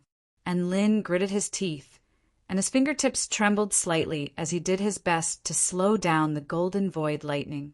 Celestial Immortal Ming Yuan noticed this. Celestial Immortal Ming Yuan's body trembled as his eyes glowed with excitement. So that's how it is. What a terrifying power to be able to affect the heavenly tribulation. This is going to be an epic-making power. In the end, all of the golden void lightning fell. Shui Zhantian withstood the final wave of golden void lightning and survived. He looked up at the dissipating clouds in the sky and chortled with glee, as if he had won some kind of victory. In the end, he fell to the ground and landed in Lin's arms. Master, it feels so good to battle the heavens. Faint blue ripples shimmered in Shui Zhantian's eyes, as if there were tears shimmering in them. He closed his eyes in exhaustion as he spoke, and Lin's lips twitched. He couldn't understand why this black ball felt so good, so he silently fed it a high-rank spirit pill before returning to the cave. Dabai, Xiaohong, and Tina all followed along. Su Xiaolan, Su Qianyan, and all of the teachers also flew over to offer their congratulations. Vice Principal Yu Hua swallowed his words of compensation at the sight of the snow soul beast's pitiful state. After all, everyone was offering their congratulations, but he was asking for compensation. What the hell was going on? However, he felt quite stifled when he looked at the mountain that had been razed to the ground by the golden void lightning. After returning to his dorm room, and Lin placed Shui Zhantian into the coffin. Of course, he wasn't doing this to bury him. Instead, he was doing this to speed up his recovery. The regenerative abilities of the immortal tool, the blood soul jade coffin, were nothing to scoff at. A red light erupted forth in a radius of 5 kilometers, absorbing the spiritual energy of heaven and earth in a frenzy to heal Shui Zhantian's injuries. Shui Zhantian's charred black fur began to fall off as pristine white fur grew over his body. Everyone finally heaved a heavy sigh of relief upon seeing this. If Shui Zhantian really had turned into charcoal, I probably wouldn't be hugging him anymore, Su Xiaolan said in an honest voice. If he really was that black, then I wouldn't have kicked him around like a ball. Dabai sighed with emotion. In this era where appearance was everything, even if Shui Zhantian were to progress to the return to void stage, he wouldn't be as popular as he was when he was only at the soul formation stage. This was the stark reality, and Lin finally turned toward the man beside him with a curious expression. Teacher Ming Yuan, why are you still here? That's right. All of the other teachers had left, but Celestial Immortal Ming Yuan had followed Lin into his dorm room for some reason. I have a bold idea. Celestial Immortal Ming Yuan stared at Lin with a scorching gaze, and Lin was a little uncomfortable under his stare. Please calm down, teacher. I have a complete set of celestial court laws. Celestial Immortal Ming Yuan was speechless. Don't get any funny ideas. I witnessed the entire process of you helping Shui Zhantian transcend his tribulation, and I feel like your power shouldn't be buried.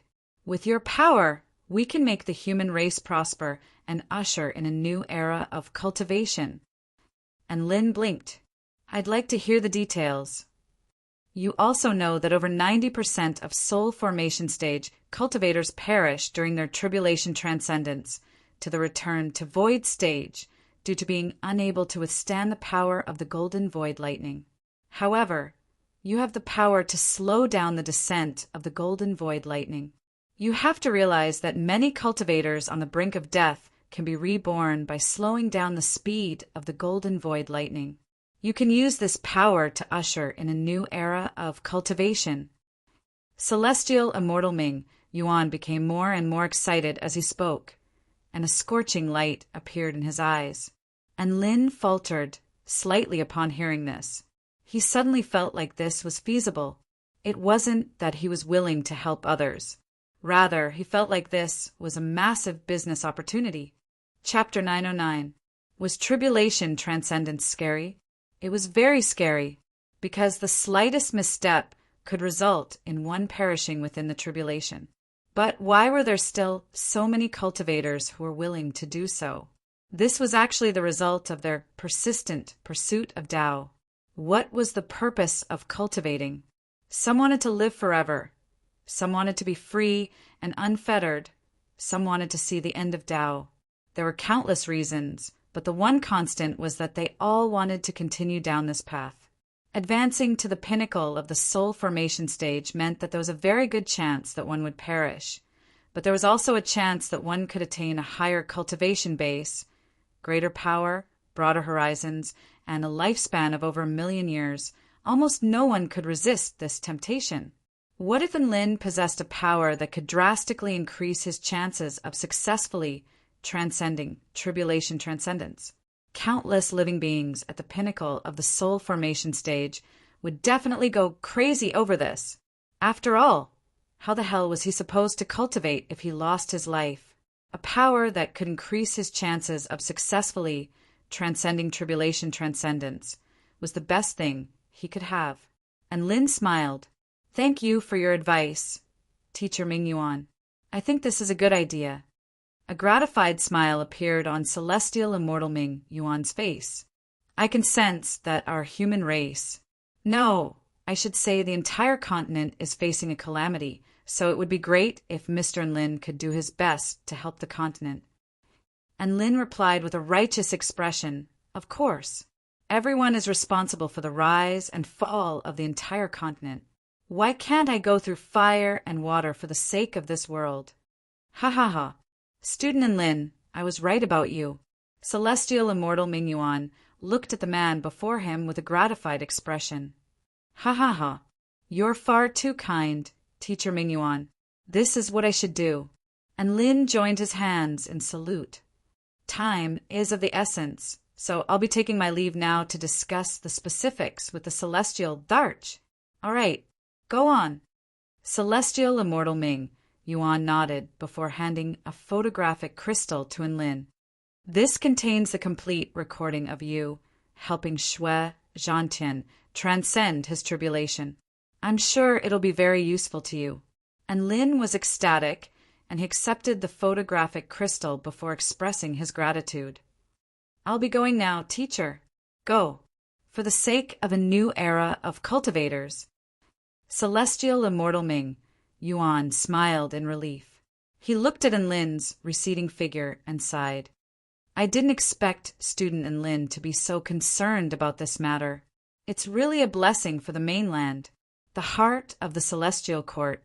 And Lin arrived at the palace where the celestial Darch held his daily meetings. A celestial maiden dressed in a red dress came out to welcome him. Fellow Taoist Enlin, why did you go to sell steamed buns yesterday? We sisters miss your delicacies very much. The celestial maiden smiled faintly. Her lips were red and her teeth were pearly. Her face was radiant, and at the same time, she was beautiful and enchanting. But at the same time, she carried a cold arrogance. And Lin waved his hand with a hint of fear in his eyes. Celestial Maiden Tian Shou, don't come. When the Celestial Darch found out that you organized a group to come to my store for an auction, he looked as if he wanted to tear me apart. I still have nightmares about it, even now. That's right. This celestial maiden in a red dress was none other than the eldest sister of the 7 celestial maidens. Celestial Maiden Tian Shou was overjoyed to hear this, and she inched closer to Enlin. An alluring fragrance wafted through the air as her snowy white dress swayed in front of her, creating a spectacular sight to behold. And Lin looked straight ahead, but he sighed with emotion in his heart. Were the 7 celestial maidens ranked according to the size of their body parts? The eldest sister was an E-rank powerful being, which was slightly inferior to a Grandmaster construction, Cultivator. The second and third sister were D-rank powerful beings. The fourth was C-rank powerful being, The 5th was B-rank powerful being. The 6th was A-rank powerful being. And the 7th was of the bosom stage ahem. This was obviously just a joke. To be fair, Lin Junjun's figure was quite good, but it was still slightly inferior to her sister's. Just as Lin was immersed in his fantasies, celestial maiden Tian Shou had already inched her lips closer to Lin's ear, and she spoke in a seductive voice. Then why don't we exchange using another method? Trade? And Lin shuddered upon hearing this. Was this some sort of unspoken rule? How terrifying! As a righteous man, he had to deal with situations like this without any hesitation. And Lin immediately replied, "What kind of trade?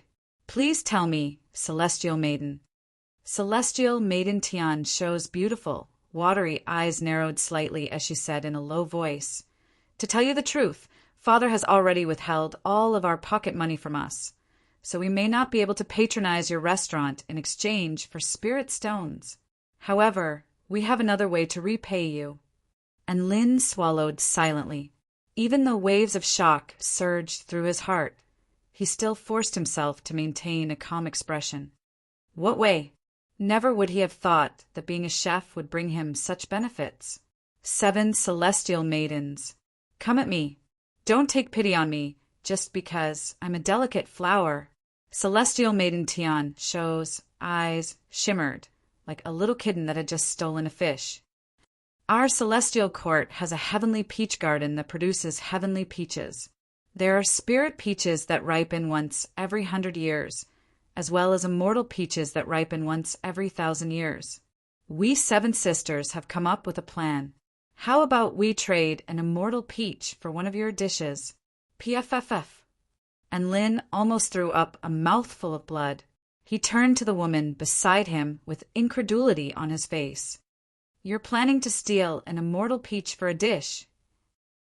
Tian Shou pursed her lips as she glared at Lin. We 7 celestial maidens are responsible for guarding the heavenly peach garden, so it's our property to begin with. How can we steal an immortal peach for a dish? And Lin's lips twitched. Does the celestial Darch agree to this? Tian Shou blushed. If he agreed to this, then why would I be telling you this in secret? And Lin's chest constricted upon hearing this. If the celestial Darch didn't agree to this, then you still dared to trade a heavenly peach for a dish? What do you mean it's not stealing? This is clearly embezzling from inside the house. Shocking. Why did the 7 celestial maidens steal a heavenly peach? I'm sorry. I'm not interested in a heavenly peach. And Lin repressed the pain in his heart as he refused in a roundabout manner. He didn't want to make headlines in the celestial court, and he certainly didn't want to be slapped to death by the celestial Darch.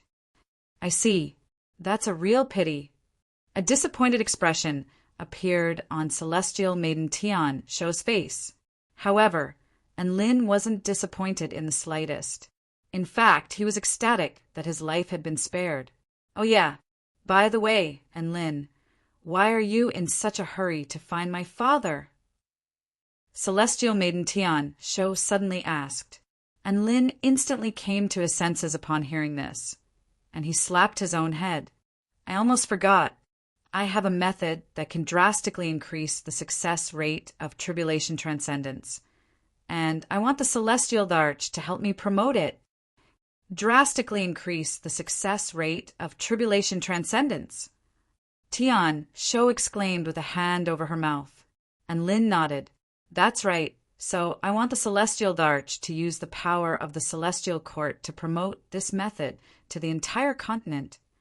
Tian Shou's alluring eyes lit up, and a faint smile appeared on her face. As expected, the man that 7th sister has taken a liking to is truly extraordinary. To think that he's even able to master a method like this. And Lin's expression remained unchanged. There are a lot of celestial maidens who have taken a liking to me. After all, I'm so outstanding. Tian Shou, all right, this man didn't need any praise. He knew how to praise himself. Chapter 910. Celestial Maiden Tian Shou led Lin into the conference palace. The legendary conference palace of the Heavenly Palace wasn't all that lavish and extravagant. Instead, it was a very casual place with carved wooden screens and elegant tea tables. That was all. There were also a few paintings by Lin Junjun, which were probably the most beautiful things in the conference palace. The celestial Darch didn't wear his imperial robe. Instead, he wore a white robe with a black belt and a jade fan in his hand as he welcomed Enlin with a smile. Enlin had met the celestial Darch a few times already, but he was still very nervous. This was mainly because he had earned money from his daughter a few times, so he was a little embarrassed. However, the celestial Darch was surprisingly amiable, which made Enlin feel a lot more at ease. Enlin displayed the image from the photographic crystal for the celestial Darch to see, and his eyes lit up even more. Mr. Enlin, your lightning manipulation ability can also slow down the speed of tribulation lightning, the celestial Darch exclaimed. He had witnessed Enlin helping Lu Qianhuan transcend her tribulation. At the time, he could only control the direction of the divine lightning, but he was now able to control its speed. That's right, I do have this ability. Enlin nodded in acknowledgement. That's great. This is the fortune of the entire world. The celestial Darch chortled with glee. Cultivators would not be able to handle the violent energy surging into their bodies at once. But when the violent energy flowed into their bodies at a slower rate, the cultivators would be able to slowly resist it. And Lin pondered for a moment before replying, "However, I need some compensation for using this ability to help cultivators transcend their tribulations." The celestial Darch nodded with a smile. "If you want something, you have to give something in return. Nothing can be taken for granted, so it's very reasonable for you to ask for compensation." And Lin was a little surprised to hear that the celestial Darch was being so reasonable. He paused for 2 seconds before replying, "I've decided to let you use the power of the celestial court to publicize my abilities to the entire continent, and I'll charge you 1,000,000 spirit stones for each session." The celestial Darch drew a sharp intake of breath. 1,000,000 spirit stones for each session? Was his appetite really that big? What if there are soul formation stage cultivators who don't have that much money? The celestial Darch asked with a sincere expression. One had to realize that ordinary return to void stage mighty figures might not even have 1,000,000 spirit stones, so it would be very difficult for soul formation stage cultivators to come up with that much money. And Lin said indifferently, "I don't have that much money, so I'll raise it slowly." The reason why cultivators did not have that many spirit stones on them was because they could not help but spend them the moment they had them. Pills, immortal fruits, weapons. They're only spirit stones if they're stored in storage rings. However, if they're used to invest in oneself, then that's true strength. If a cultivator at the peak of the soul formation stage really works hard to save spirit stones, it's still possible for him to save 1,000,000 spirit stones. If that doesn't work, he can always borrow money. We can slowly earn spirit stones, but we only have one life, don't you agree? The celestial Darch was finally moved by Enlin's words.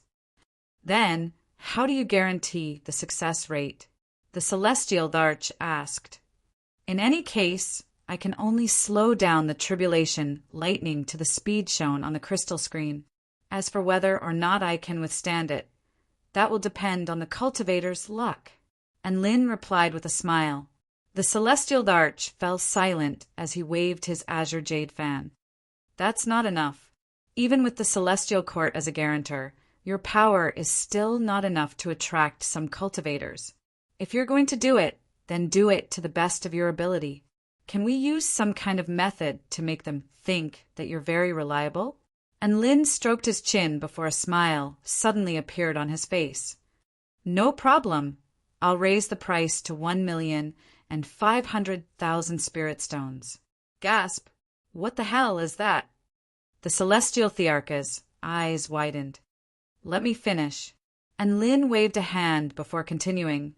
Then we'll make a promise to guarantee that if the cultivator fails to transcend the tribulation, then we'll immediately return 1,500,000 spirit stones to the designated successor without taking a single cent. How does that sound? The celestial Darch faltered for a second before clapping his hands together with his fan. Brilliant! Celestial Maiden Tian Shou was a little perplexed upon hearing this. Wouldn't raising the price mean that fewer people would be willing to ask Enlin for help? Also, that promise to return all the spirit stones if the tribulation fails is a bad deal no matter how I look at it. The celestial Darch smiled. You don't understand. Mr. Enlin is only raising the price to guarantee the success of the tribulation. Adding a promise to guarantee the success of the tribulation and return all the spirit stones if the tribulation fails. Doesn't that give people the impression that he's very confident and reliable? However, his power hasn't actually changed at all, nor has his success rate. As for what you said about losing money if the tribulation fails, do you know that just a promise to return all the spirit stones if the tribulation fails will definitely attract more than twice as many cultivators as before? We'll be able to earn a lot more from the cultivators who successfully transcend the tribulation. Celestial Maiden Tian Shou finally understood what the celestial Darch was saying. This was actually a psychological suggestion. Refund all the spirit stones if the tribulation fails? Very reliable. In reality, Enlin's skill level hadn't actually changed. What he wanted to earn was the money of the cultivators who successfully transcended the tribulation. He could also use this slogan to attract a large number of soul formation stage cultivators, which would serve as an excellent promotional tool. Compared to collecting money from 10 divine transformation stage cultivators, he might be able to collect money from 50 divine transformation stage cultivators out of 100 who had successfully passed the heavenly tribulations. This was undoubtedly a brilliant move. Celestial Maiden Tian Shou's eyes lit up, and she looked at the man with glowing eyes. Mr. Enlin, you're so smart. Enlin smiled lightly. Don't blame me for that. Mr. Enlin sure is straightforward. The celestial Darch chuckled with a gratified expression. Now, let's talk about the celestial court's remuneration. I'm not asking for much. I'll just take 10% of your income. Enlin's eyes widened. You're asking for remuneration as well. This was something that would benefit the entire world. Wasn't the celestial Darch supposed to save the world? Shouldn't he be silently contributing at a time like this? Hee. The celestial Darch chuckled. Didn't I tell you before, Mr. Enlin? If you want to obtain something, you have to give something in return. Nothing can be taken for granted. I recall that you were extremely supportive of what I said at the time. Enlin's lips twitched upon hearing this. **T. He was wondering why the celestial Darch was so easygoing. He had fallen into a trap. The celestial court wants to help Enlin advertise and vouch for your strength, which will require a lot of manpower and resources. There's also a risk to their reputation, so it's not too much to ask for some remuneration, right? The celestial Darch was still smiling as he spoke. However, even though Enlin's heart was throbbing with pain, he couldn't refuse this offer. All right, deal. Enlin gritted his teeth before agreeing. This would actually increase his relationship with the celestial court, and the celestial court would also protect him. Ha ha ha, Mr. Enlin, you're quite a straightforward person. I'll go and make arrangements right now. Just wait to pick up the money, the celestial Darch said with a joyful expression. Enlin's lips twitched upon hearing this. He still had to work tirelessly to control the tribulation lightning, but spreading the news would only be a matter of time. After word of mouth had spread, there would be no need to advertise anymore. At that time, the celestial court would be the one waiting to pick up the money. Chapter 911. A day later, a piece of news came from the celestial court.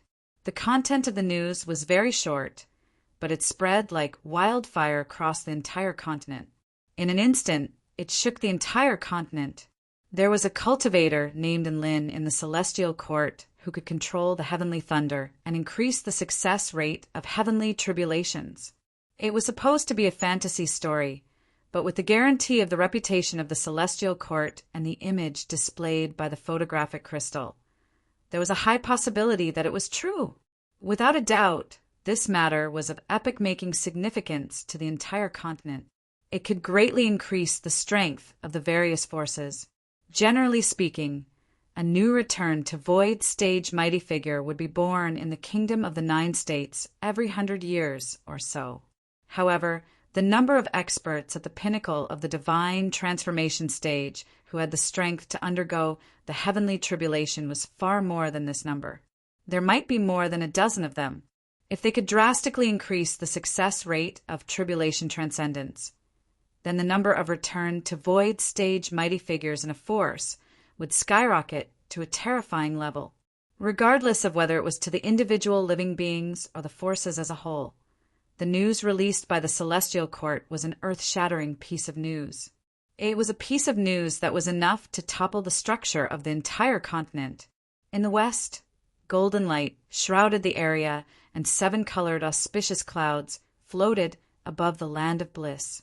A bodhisattva was sitting cross-legged on a lotus flower.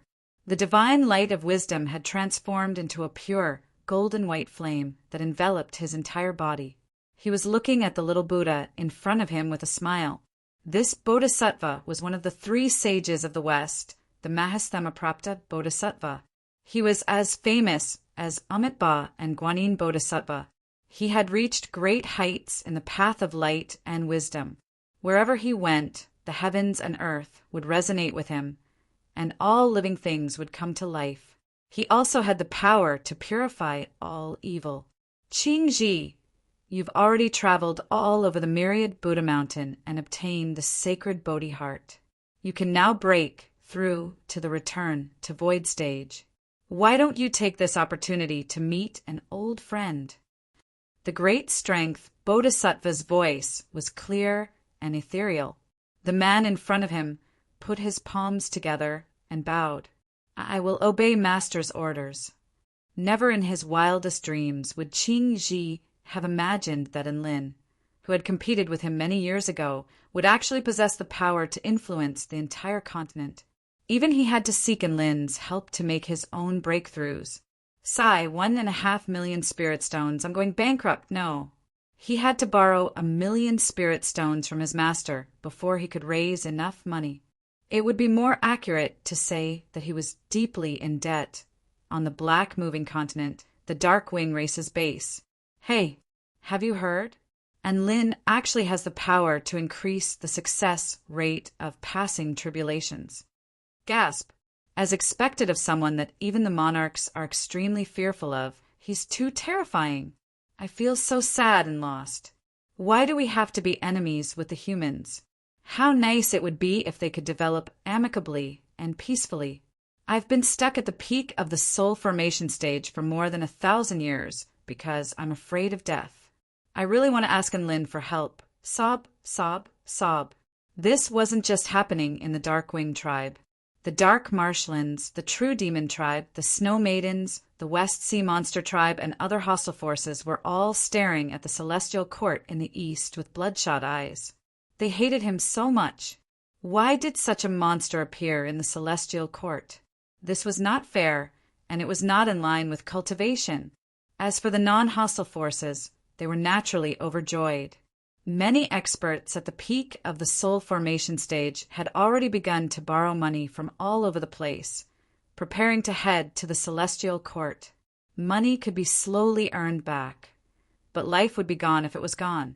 They definitely didn't want to give up on this opportunity to increase their chances of success in tribulation transcendence. Furthermore, if they failed their tribulation transcendence, all of the spirit stones would be returned to them, and they would be able to repay the money they had borrowed. So why not? It had to be said that Enlin's promise of a refund for failure of tribulation transcendence really moved all of the cultivators who were about to transcend their tribulations. Enlin's name once again rocked the entire continent. Many first-rate mighty figures couldn't help but turn their eyes toward the Celestial Court. The last time his name had rocked the entire continent was when he established the 4-9 Immortal sect as the sect leader. This time it was even more exaggerated.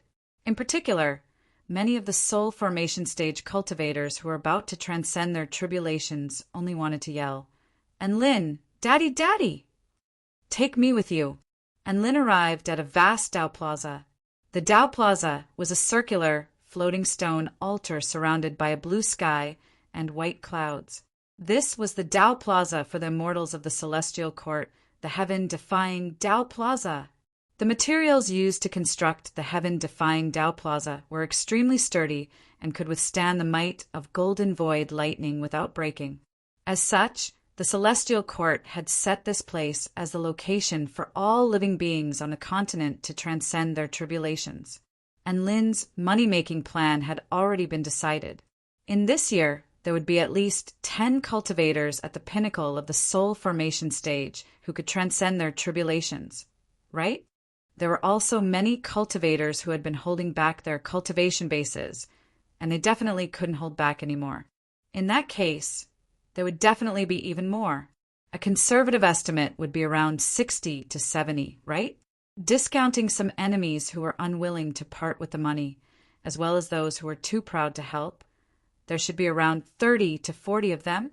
1,500,000 spirit stones for each cultivator was definitely a huge fortune. Of course, there were also hidden riches such as fame, as well as the good karma he had formed with a few dozen new return to void stage mighty figures. In any case, this was a very profitable business, and Lin leisurely waited for the fated person at the heaven-defying Tao Plaza, and he would go to the restaurant to make some money in the evening. The next day, 2 cultivators from the Kingdom of the 9 States arrived at the heaven-defying Tao Plaza. One was an expert from the Dark Wind Imperial family of the Wind Plain State, and the other was a rogue cultivator. They greeted Lin warmly, and then sat down at the side. They didn't say anything about the tribulation, obviously waiting for something. And Lin knew that they were waiting for the first person to ask him for help. After all, there were some things that could not be confirmed without personally witnessing it. Who would be the first warrior? And Lin was in no hurry. Someone would do it sooner or later. Soon, powerful beings at the soul formation pinnacle stage arrived from the Garden of Eden, the Hall of Creation, the Dragon Court of the Eastern Seas, the North Tsang Mountain Realm, and the Spirit Lake Realm. In the Spirit Lake Realm snake spirit race, there was also a snake woman with a pure appearance and an extremely alluring figure. She asked in a small voice if she could pay with her body because she didn't have enough money. And Lin naturally refused with righteous words. He was not interested in this kind of transaction at all. He only wanted to get rich. That's right, he was a righteous gentleman. 5 days later, there were already over 20 cultivators at the soul formation pinnacle stage gathered at the heaven-defying Tao Plaza. However, all of them were extremely cowardly and didn't want to be the first to go up. Oh, right, there were also over 100 family members and friends. They all stood in the distance and looked at the tribulation transcenders with worried expressions. And Lin was a little exasperated. Was tribulation transcendence really that scary? Amit Ba, benefactor in Lin, long time no see. At this moment, a monk with delicate features arrived on a cloud, and Lin was elated. Long time no see, fellow Taoist Qingji. I didn't think that your cultivation base would progress so quickly. I just had some miraculous encounters. Qingji put his palms together, and his tone became even more calm and ethereal. What kind of miraculous encounter? And Lin was a little curious. Qingji's cultivation base had progressed from half-step soul formation, pinnacle stage to half-step soul formation, pinnacle stage in 2 years. This was probably the fastest speed among all the prodigies during the Tao Exchange Conference of the 4 powers. Of course, this was excluding Lin first. Qingji closed his eyes and bowed slightly. The Buddha says I cannot say. And Lin's face convulsed slightly. The Buddha says you can't say it, so you won't say it? Are you really that obedient? Qingji, what did this have to do with being obedient? Before Qingji had a chance to speak, and Lin continued, are you also here to transcend your tribulation, fellow Taoist Qingji? Qingji recovered and nodded. That's right. Do we have to line up? There are already so many people waiting here. and Lin waved a hand. "You're my friend, so you have priority. I'll let you go first." Qing Ji was a little hesitant. That's not a good idea, is it?" "What's not a good idea? I call the shots here." And Lin waved a hand in a very heroic manner. "Amit Ba. Then I think Benefactor and Lin." Qing Ji wasn't a pretentious person, and he put his palms together in gratitude. All the spectating cultivators at soul formation pinnacle stage. A thought suddenly surfaced in their minds. This was probably what it meant to kill one's acquaintance, right? Just like that, Qing Ji became the first person to transcend his tribulation. Chapter 912. The 26 powerful beings at the soul formation pinnacle stage were all looking at Qing Ji with a hint of respect in their eyes, as if they were looking at a brave warrior who was about to be executed. "Benefactor and Lin, why do I feel like everyone else is looking at me strangely?" Qing Ji looked around with a confused expression. "Perhaps they're jealous," and Lin replied in an honest manner. My apologies. Qing Ji was a little embarrassed. Soon, Qing Ji sat down at the center of the heaven-defying Dao Plaza. Vital energy instantly surged for over 50 kilometers as soon as he sat down, and Lin clicked his tongue in wonder. Just how long had he been holding it in? It broke through as soon as he sat down. Dark clouds began to gather in the sky as golden void lightning began to gather. Boom!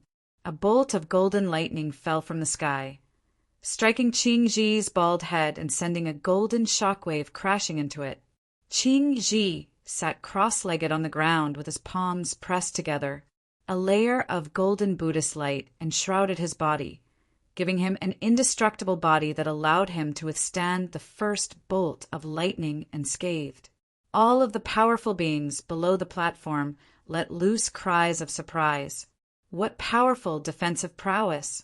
And Lin's eyes narrowed. The more powerful the tribulation transcendence, the more fearsome the tribulation lightning would be. This was why so many exceptional prodigies perished during their tribulation transcendence.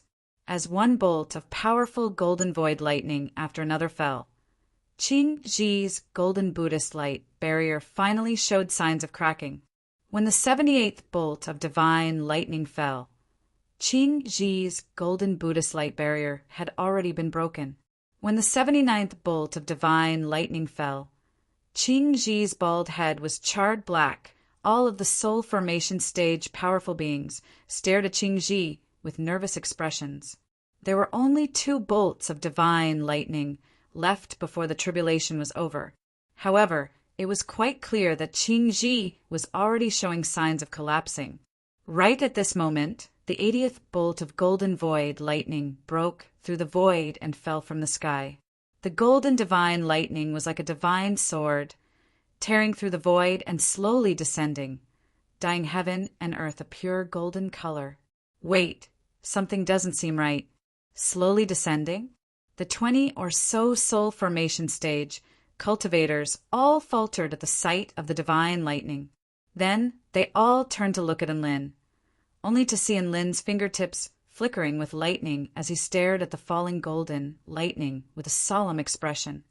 Gosh, it turns out that Enlin really has the power to control the lightning tribulation. Seeing once is better than hearing 100 times. There is actually such an extraordinary man in this world. To be able to control even the heavenly lightning tribulation, I don't even know what to say anymore. Although these cultivators at the pinnacle of the soul formation stage were mentally prepared, they were still deeply shocked by the scene before them. Qing Ji also tilted his head slightly as he shot a grateful glance at Enlin. At this moment, the golden lightning had already begun to descend. Qing Ji let loose a loud roar as he unleashed all of his power to defend himself. Golden light erupted forth, and Buddhist chants rang out as spatial ripples surged forth in all directions like a tidal wave. An extremely dazzling explosion of energy erupted, and Qing Ji finally withstood the 80th bolt of divine lightning. The final bolt of golden void lightning fell, tearing through the heavens with devastating might. However, it was still slowed down to a snail by Enlin's lightning manipulation technique. Rumble golden lightning exploded, lighting up the entire world. Qingji let loose a loud roar as he defended himself. Even though he was already in a sorry state, his eyes were bright, his aura was vast, and there was a smile on his face. It was clear that he had successfully made his breakthrough. Rumbling booms erupted in the sky as the muffled thunderclaps finally dissipated. All of the living beings on the heaven-defying Dao Plaza applauded and cheered for the birth of a new return to Void Stage mighty figure. At the same time, they were also celebrating for themselves. That's right, after witnessing Enlin's power, they realized that this tribulation transcendence could be considered a success.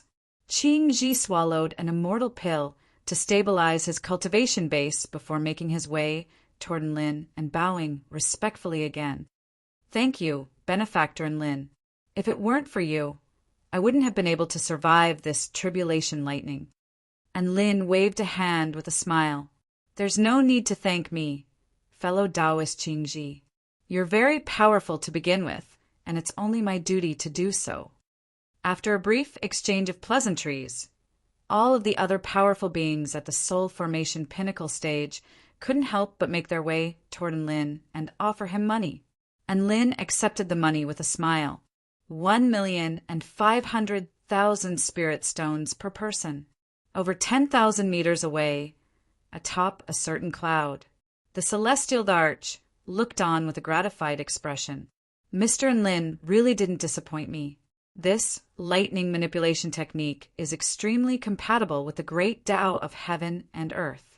Only supremely talented prodigies and extraordinary cultivators can possess this technique.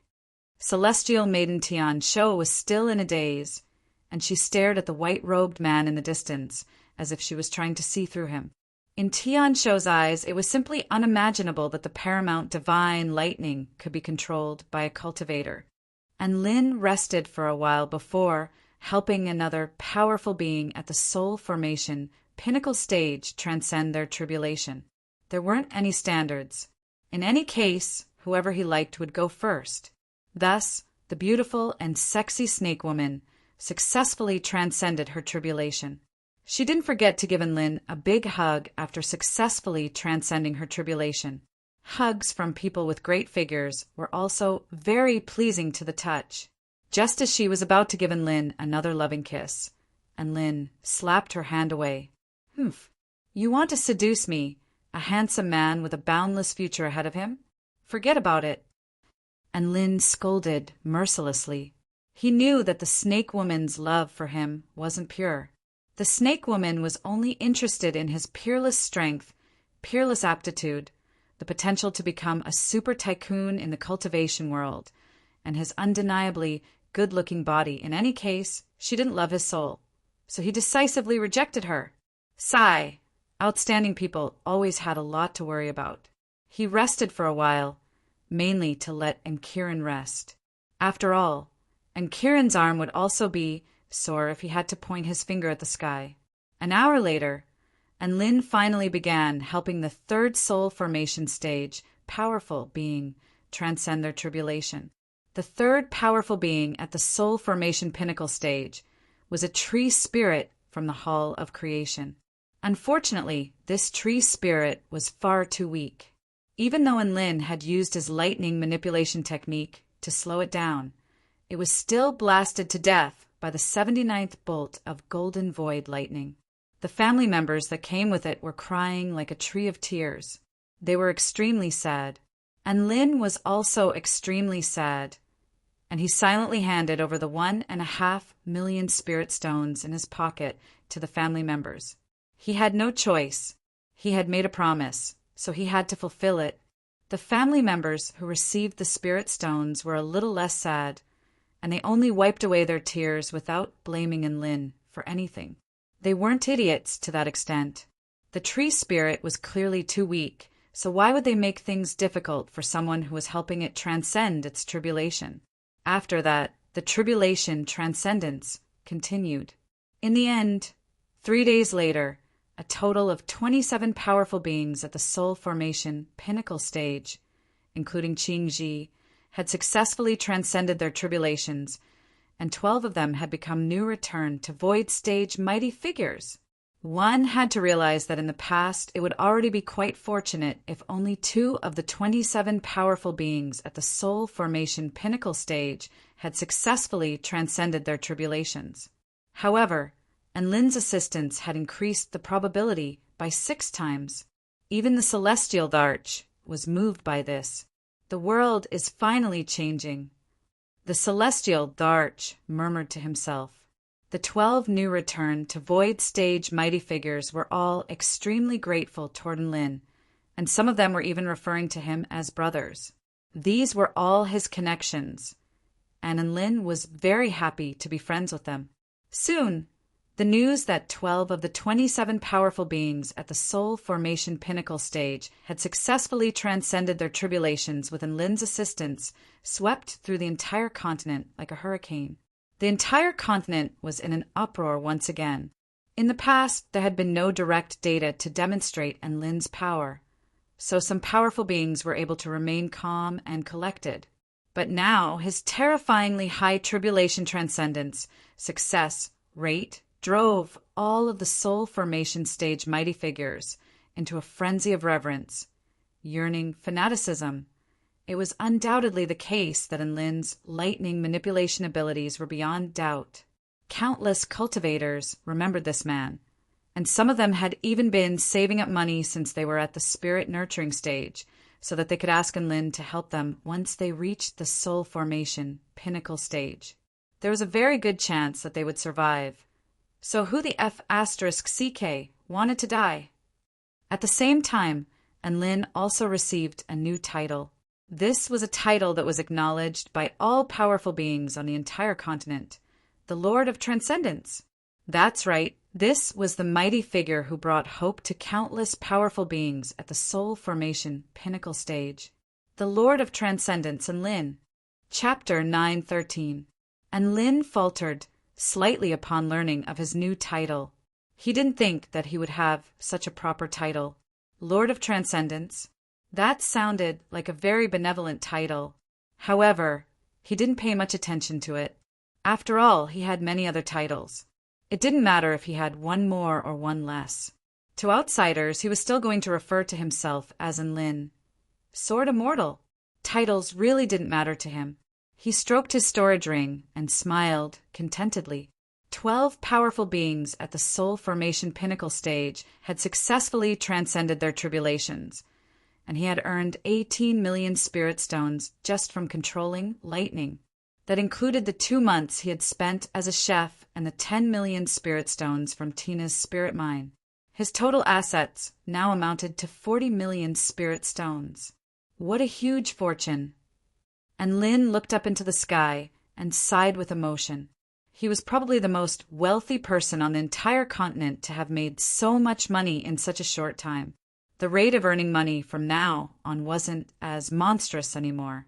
After all, he had already expended all of his potential to help the powerful beings at the soul formation pinnacle stage transcend their tribulations.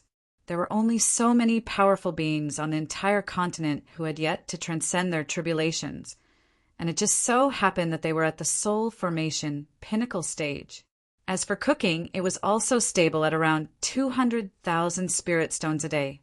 At this rate, it wouldn't be a dream for him to collect 100 million spirit stones in 10 months. The following days became a very leisurely affair.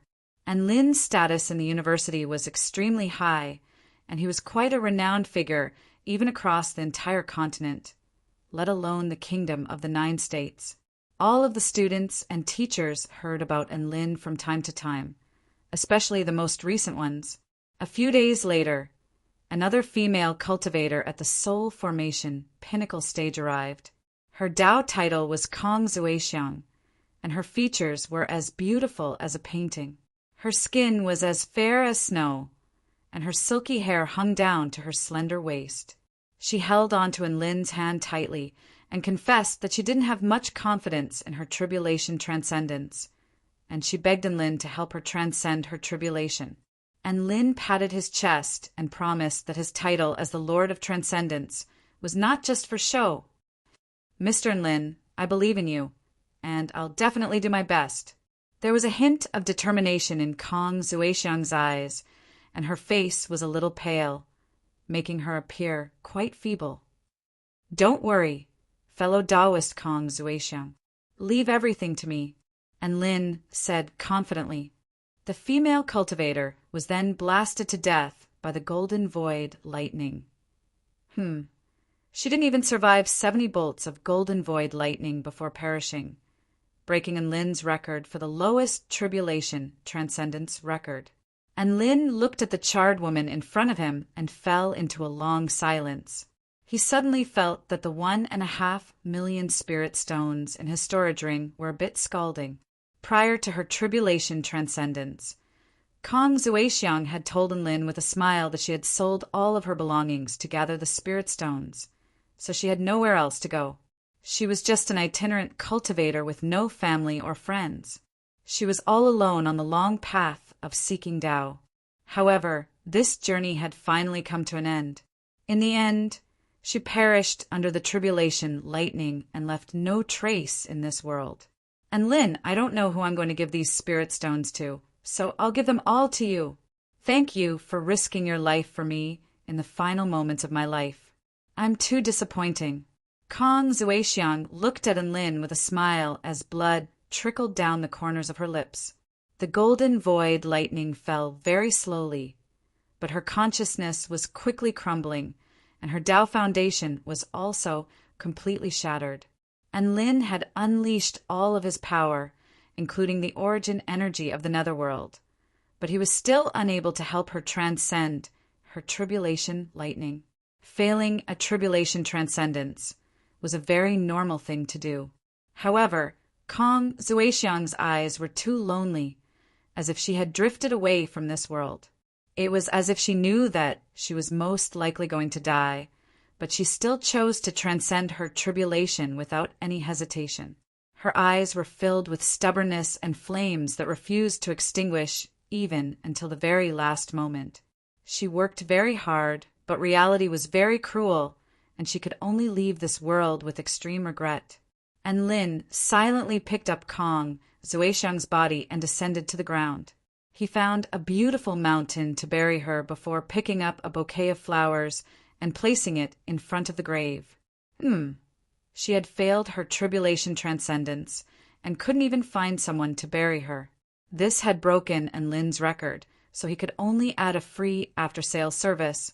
The wind blew past the mountain, carrying with it white flower petals and a fragrant scent. The environment was very pleasant, with birds chirping and birds chirping. It was beautiful, but also a little lonely. And Lin looked at the tombstone with his Tao name engraved on it and closed his eyes. He took a deep breath and said in a soft voice, "Rest in peace, Miss Kong Zuexiang." He bowed again as he spoke before rising into the air and returning to the celestial court. And Lin silently refined a pink storage ring. Kong Zuexiang had told him that all the money was in the storage ring. Sure enough, 150 vital stones were neatly arranged within the storage ring, all of which exuded powerful energy fluctuations. Why are there 2 books? He raised an eyebrow and pulled out a book with the words "Sky Tempering True Technique" written on its cover. And Lin flipped through it curiously and confirmed that this was a cultivation method invented by Kong Zuexiang. It was suitable for women with agile movement techniques, and it could allow one to observe the true essence of qi manipulation. It was a good cultivation method for the 4-9 Immortal sect. You can still leave some traces in this world. Perhaps your cultivation method will be promoted by the 4-9 Immortal sect. You'll be considered a founding father then. And Lin smiled as he stowed the cultivation method away. He pulled out another book. The cover was a faint yellow color with no words on it, making it appear quite plain and simple. And Lin thought to himself, "It's so low-key. Could it be that it's an extremely profound mystic technique?" He flipped to the first page and was immediately dumbstruck. Tai Chu Heaven Sealing Era 8581. 5th month, 20th day. I've finally broken through to the spirit nurturing stage. I'm so happy. From now on, I'll record everything in my life. Tai Chu Heaven Sealing Era 8581. 5th month, 21st day. Cultivating diligently on the West Crane Mountain. Tai Chu Calendar. Heaven Sealing Era 8581. 5th month, 22nd day. Today, he was diligently cultivating at West Crane Mountain. Tai Chu Calendar. Heaven Sealing Era 8582, March 6th. Today, he was diligently cultivating at West Crane Mountain.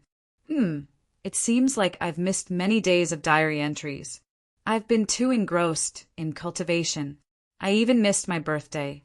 February 1st is my birthday. I wish myself a happy 30th birthday. He said that he would record every bit of cultivation, and he would never forget it again. Tai Chu Calendar. Heaven Sealing Era 8582, March 7th. Today he was diligently cultivating at West Crane Mountain. 10,000 words have been omitted above.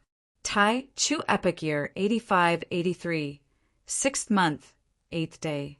He had successfully broken through to the spirit nurturing intermediate stage. He felt like his aptitude was quite good, so he decided to go for a walk.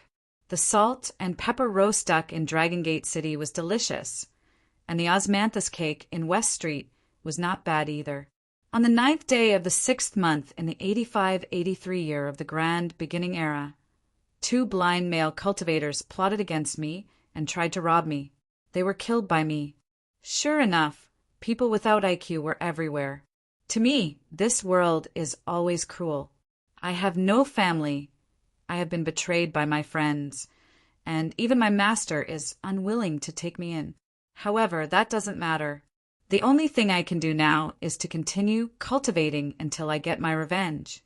Then, this world will have no meaning to me. And Lin looked at the diary entries in the book. The contents were dull and uninteresting, and they were all very boring cultivation matters. It was not a fortuitous encounter type of cultivation. Instead, it was a cultivation method of meditation. However, for some reason, and Lin's interest was piqued. Perhaps he was attracted by the word revenge. This was like a trap that attracted Lin, making him want to dig out the truth behind it. And Lin did not choose to continue reading. Instead, he silently put the diary away. He was still a man of integrity. How could he read someone else's diary in broad daylight? This kind of thing should be read secretly at night. Chapter 914. Tai Chu Calendar Year 8586, December 8th, 8th day of the 12th month. I came to the Bai Hua State to train, and I saw a large field of rape flowers. The entire ground was covered in golden flowers, creating a spectacular sight. It really is very beautiful. I remember that my little sister loved rape flowers the most when she was alive. If only she could be by my side and enjoy this beautiful scenery with me.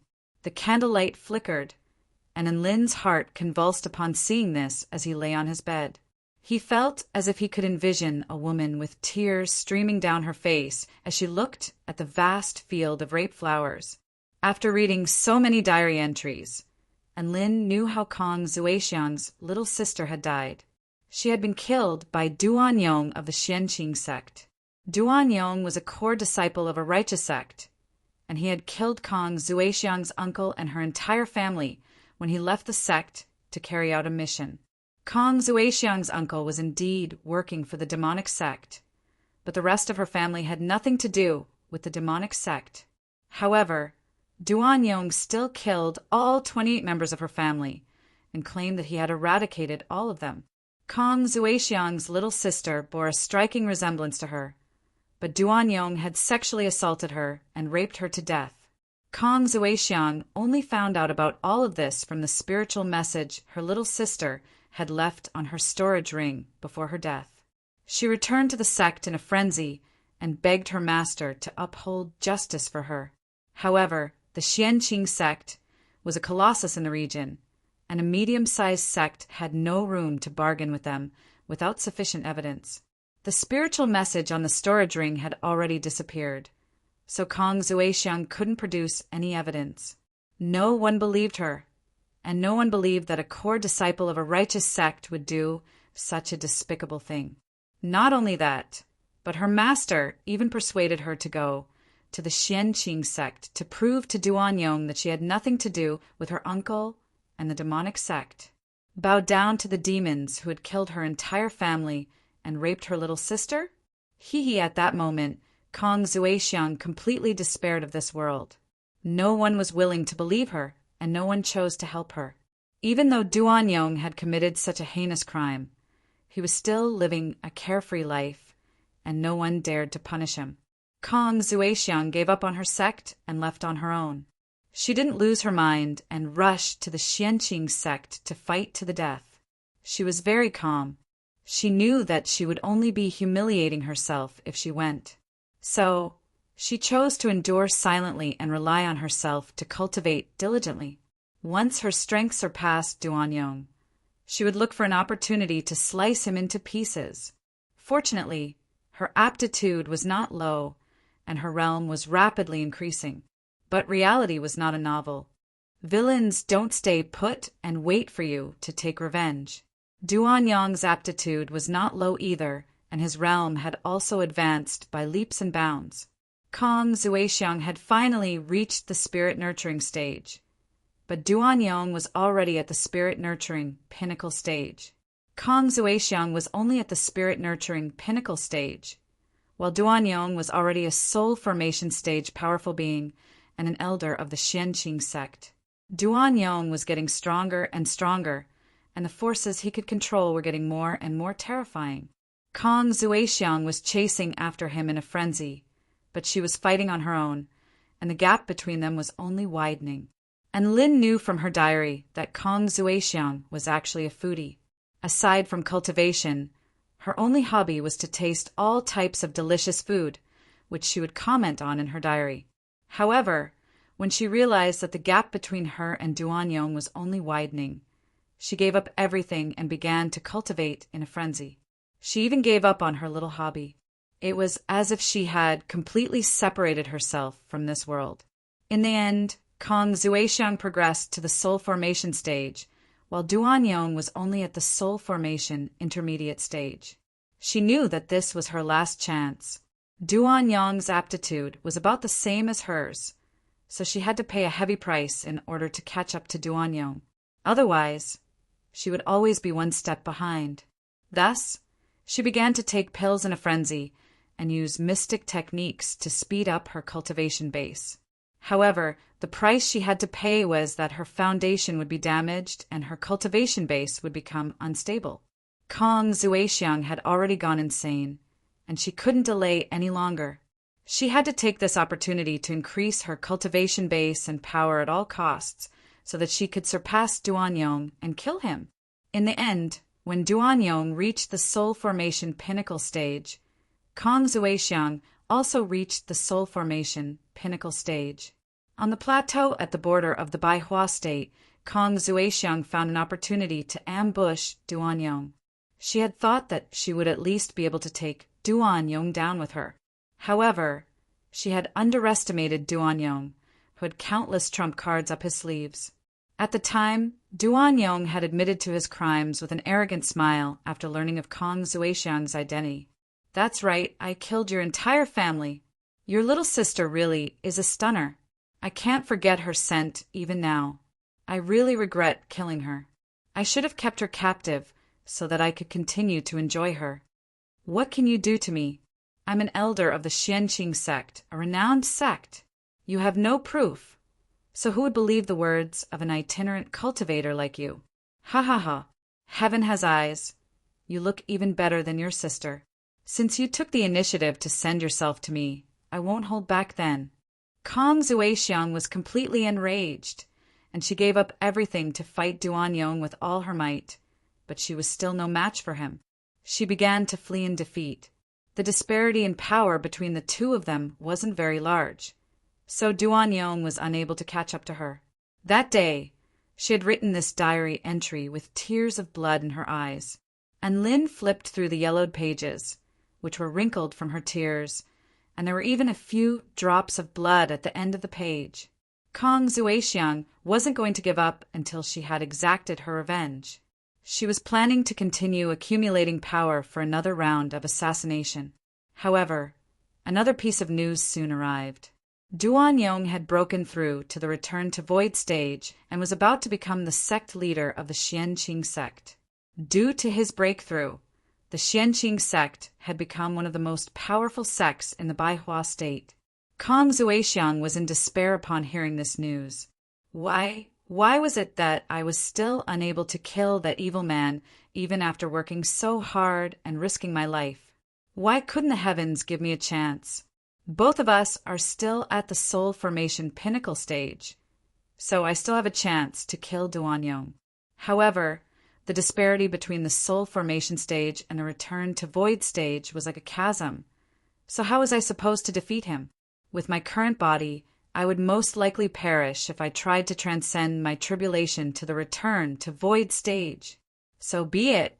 If this is the will of the heavens, then I'm going to the Xianqing sect to die on the day of the sect leader handover.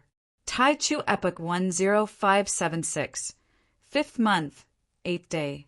I heard that there's an extraordinary man in the celestial court by the name of Enlin who possesses the power to drastically increase the success rate of tribulation transcendence.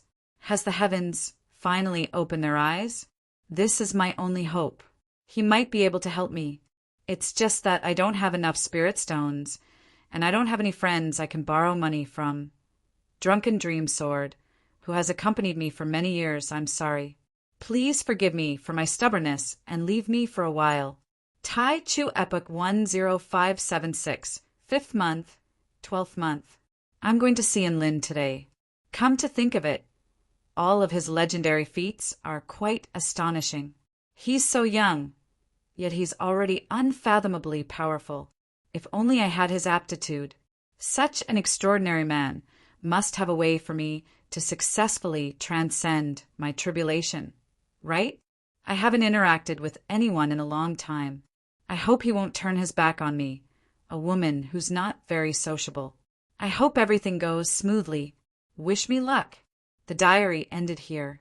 What followed was an empty page, and Lin closed the diary, and the image of a delicate and beautiful woman appeared in his mind. He recalled how she had grabbed onto Enlin's hand tightly with her slender hands and told him that she didn't have any confidence in her tribulation transcendence, and that she hoped Enlin would be able to help her. The memory of that innocent girl who didn't really know how to speak was still fresh in his mind, and Lin could still remember what she had said to him as blood trickled down the corners of her lips. And Lin, I don't know who to give these spirit stones to, so I'll give them all to you. Thank you for risking your life for me in the final moments of my life. It's all my fault. Kong Zuexiang had died, but the stubbornness and flames in her eyes had been engraved into Enlin's heart. What a silly girl. The candlelight was still flickering, and Enlin was getting a little tired, so he slowly closed his eyes. Outside the dorm room, the sky was filled with stars, and the moonlight was like water. Everything was so tranquil, as if it were a silent world. A man's voice sounded faintly. Kong Zuexiang, who says no one believes you. The diary you wrote is your proof. I believe you. Chapter 9:15. On the West Dragon Mountain of the Baihua State, people came and went, creating a lively and joyous atmosphere. On this day, the first-rate sect of the Baihua State, the Xianqing sect, was about to hold a sect leader handover ceremony. An exceptional prodigy of the Baihua State was about to assume the position of sect leader under the watchful eyes of countless onlookers. Countless dignitaries and sect higher-ups traveled to the West Dragon Mountain to congratulate this rising star of the Kingdom of the Nine States. The new sect leader, Duan Yong, stood at the center of the ceremony in a prim and proper manner. His eyes were glowing with vigor and vitality, and his aura was boundless and powerful. He received the guests from all over the Kingdom of the Nine States with a smile on his face. The old sect master, Gongsun Ji, had a benevolent smile on his face as he looked at the man who was surrounded like a moon surrounded by stars with a gratified expression. "Congratulations, Senior Gongsun. You've finally made your way out of this." A brawny man made his way to Gongsun Ji's side with an envious expression. "That's right. A great teacher produces an exceptional disciple. We're all in awe of you for being able to produce such an exceptional disciple." Another elderly man chimed in. "Ha ha ha. Mr. Liang Cheng. Elder Wu, what are you saying? I just happened to pick up a treasure." Gongsun Ji stroked his beard in a modest manner. Even though his words were filled with modesty, there was still an undisguisable sense of pride in his eyes as he looked at Duan Yong. Duan Yong had been groomed by him, so he was naturally very happy to see his exceptional disciple. The prodigy of the Xianqing sect, Duan Yong, wore a warm smile on his face the entire time, and all of the representatives who came to congratulate him were full of praise for him. "Sect leader Duan, I've heard so much about you, and I'm truly in awe of your exceptional demeanor. How many men in this world are as exceptional as you?" A representative from the great Tang imperial family spoke with a smile. "That's right, sect leader Duan is an exemplary young man. In my opinion, in the entire kingdom of the 9 states, only sect leader and Lin of the 4-9 Immortal sect can compare with you." Another sect representative chimed in. Duan Yong's expression became serious upon hearing this. Sect leader Enlin possesses exceptional aptitude and is the role model for all cultivators. How am I qualified to compete with Enlin now? I only hope that he'll be my goal, and I'll work hard to catch up to him. I hope that I won't be left too far behind. Sect leader Duan has such strength, but he's still so humble and polite. We can't compare to him. A representative lamented. Duan Yong smiled and said nothing, but there was a confident smile on his face. After a while he said with some regret, "It's a pity that Enlin is far away in the celestial court and has things to do. If he can come here to participate in the celebration, I believe he and I will definitely become good friends." When the representatives heard this, they all chimed in. "You want to be my friend? You're not worthy." A voice suddenly rang out, echoing throughout the entire ceremony. All the representatives were stunned when they heard this. They stared blankly at the man in front of them, who was followed by a giant white dog. Behind him, a large group of guards silently rolled their eyes, foamed at the mouth, and fainted on the ground. Before Duan Yong could speak, one of the generals began to shout angrily, "Men! This man trespassed into the sect and injured the guards. Take him down." A group of guards rushed toward the man and set up a joint attack formation. Scram! The man opened his eyes, and the supreme might of a king spread out. Golden ripples instantly enveloped thousands of meters and impacted the void. All the guards, including the generals, were so frightened that their eyes rolled back, and they foamed at the mouth, fainted on the ground. At the ceremony, tens of thousands of representatives and sect disciples who came to congratulate also fainted. Most of those who did not faint knelt on the ground as if they were respectfully welcoming the arrival of their king. Duan Yong calmed himself down, but he could not hide the surprise in his tone. "Fellow cultivator Enlin?" The man smiled faintly. "You're Duan Yong?" Duan Yong smiled naturally and cupped his hands slightly. "Yes, I am Duan Yong. Fellow cultivator Enlin has come from afar. Please forgive me for not going out to welcome you." When everyone saw this, their expressions changed drastically. They did not expect the legendary Enlin to come to the ceremony in such a domineering manner. "Hee, I am Enlin, but I'm not your fellow cultivator, because a beast like you is not worthy of calling me by my name. You're not worthy of being my brother." Enlin's body flashed, and he charged directly toward Duan Yong. Duan Yong's expression shifted, but he was a newly advanced return to Void Stage mighty figure, and his reactions were not weak. He took a step forward, and an extremely powerful crimson barrier appeared before him. Enlin's fist was enshrouded in golden light, and a terrifying power of the earth erupted forth. instantly pulverizing the crimson barrier. Duan Yong was also instantly sent flying, with blood gushing from his mouth. Duan Yong was astonished. He did not think that his power would be so vulnerable in the face of Enlin. Before he had a chance to do anything, Enlin's figure had already flashed before him. There was no expression on his face, and it was as if he was looking at a dead man as a terrifying golden light enshrouded his fist. Boom! Another earth-shattering sound rang out. The earth tremored violently, and the terrifying golden energy caused the ground within a radius of several kilometers to crack open. Cough, cough! Duan Yong lay on the ground, trembling uncontrollably. He felt as if all of his internal organs had been shattered, and he threw up blood incessantly. Enlin was like a god of war as he looked down at Duan Yong with a foot firmly planted on his chest, preventing him from moving.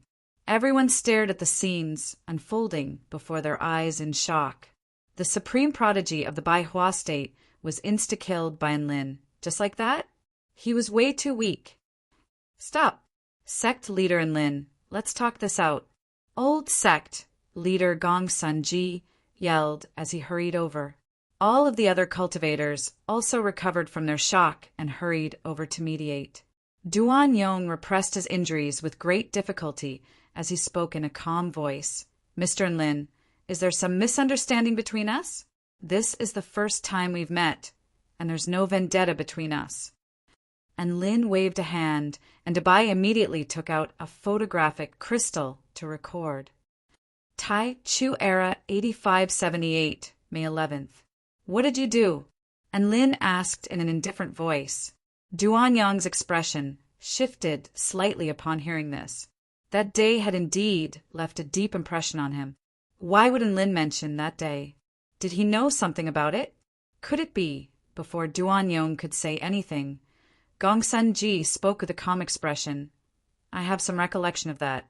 During that period of time, my disciple went to eradicate the evil cultivators of the Red Lotus demonic sect for the sake of the peace of the Baihua state. Then, do you know that he killed an innocent family of 28 people just because an outer sect member of the demonic sect committed a crime? He also raped a female cultivator named Kong Zuili to death? Enlin asked in a slow voice. Everyone erupted into an uproar upon hearing this. Duan Yong yelled, You're lying. Enlin, do you have any proof? What you're saying is groundless. It's slander. I can swear that I definitely didn't do what you're saying that day. Enlin pulled out the vermilion bird mirror from his pocket. Vermilion bird mirror. Is Duan Yong telling the truth? Not a single word is true, the vermilion bird mirror replied in a concise manner. Enlin raised his head and looked around at all the cultivators present before speaking in a clear voice. Did you hear that? I'm here to seek justice for those 20 or so lives. I'm going to show you what kind of beast this sanctimonious man is. Many of the cultivators turned to Duan Yong with different expressions upon hearing this. In contrast, Duan Yong's expression was filled with grief and indignation. Mr. Enlin, I have no vendetta against you. So why are you trying to harm me? This mirror clearly belongs to you, so it'll say whatever you want it to say. That's right. Our Xianqing sect is a righteous sect. Duan Yong has spent his entire life slaying demons and defending the righteous path. So how could he possibly do something like this? Gongsun Ji also defended himself in a loud voice. Enlin put away the vermilion bird mirror. The vermilion bird mirror is a vermilion bird origin treasure with its own will. It doesn't have a habit of lying, so you can verify this with the vermilion bird sect. Besides, Enlin's eyes narrowed as he looked down at Duan Yong with a cold smile. What kind of *T righteous sect is this? Even their sect leader is scum. So how can he call himself a righteous sect?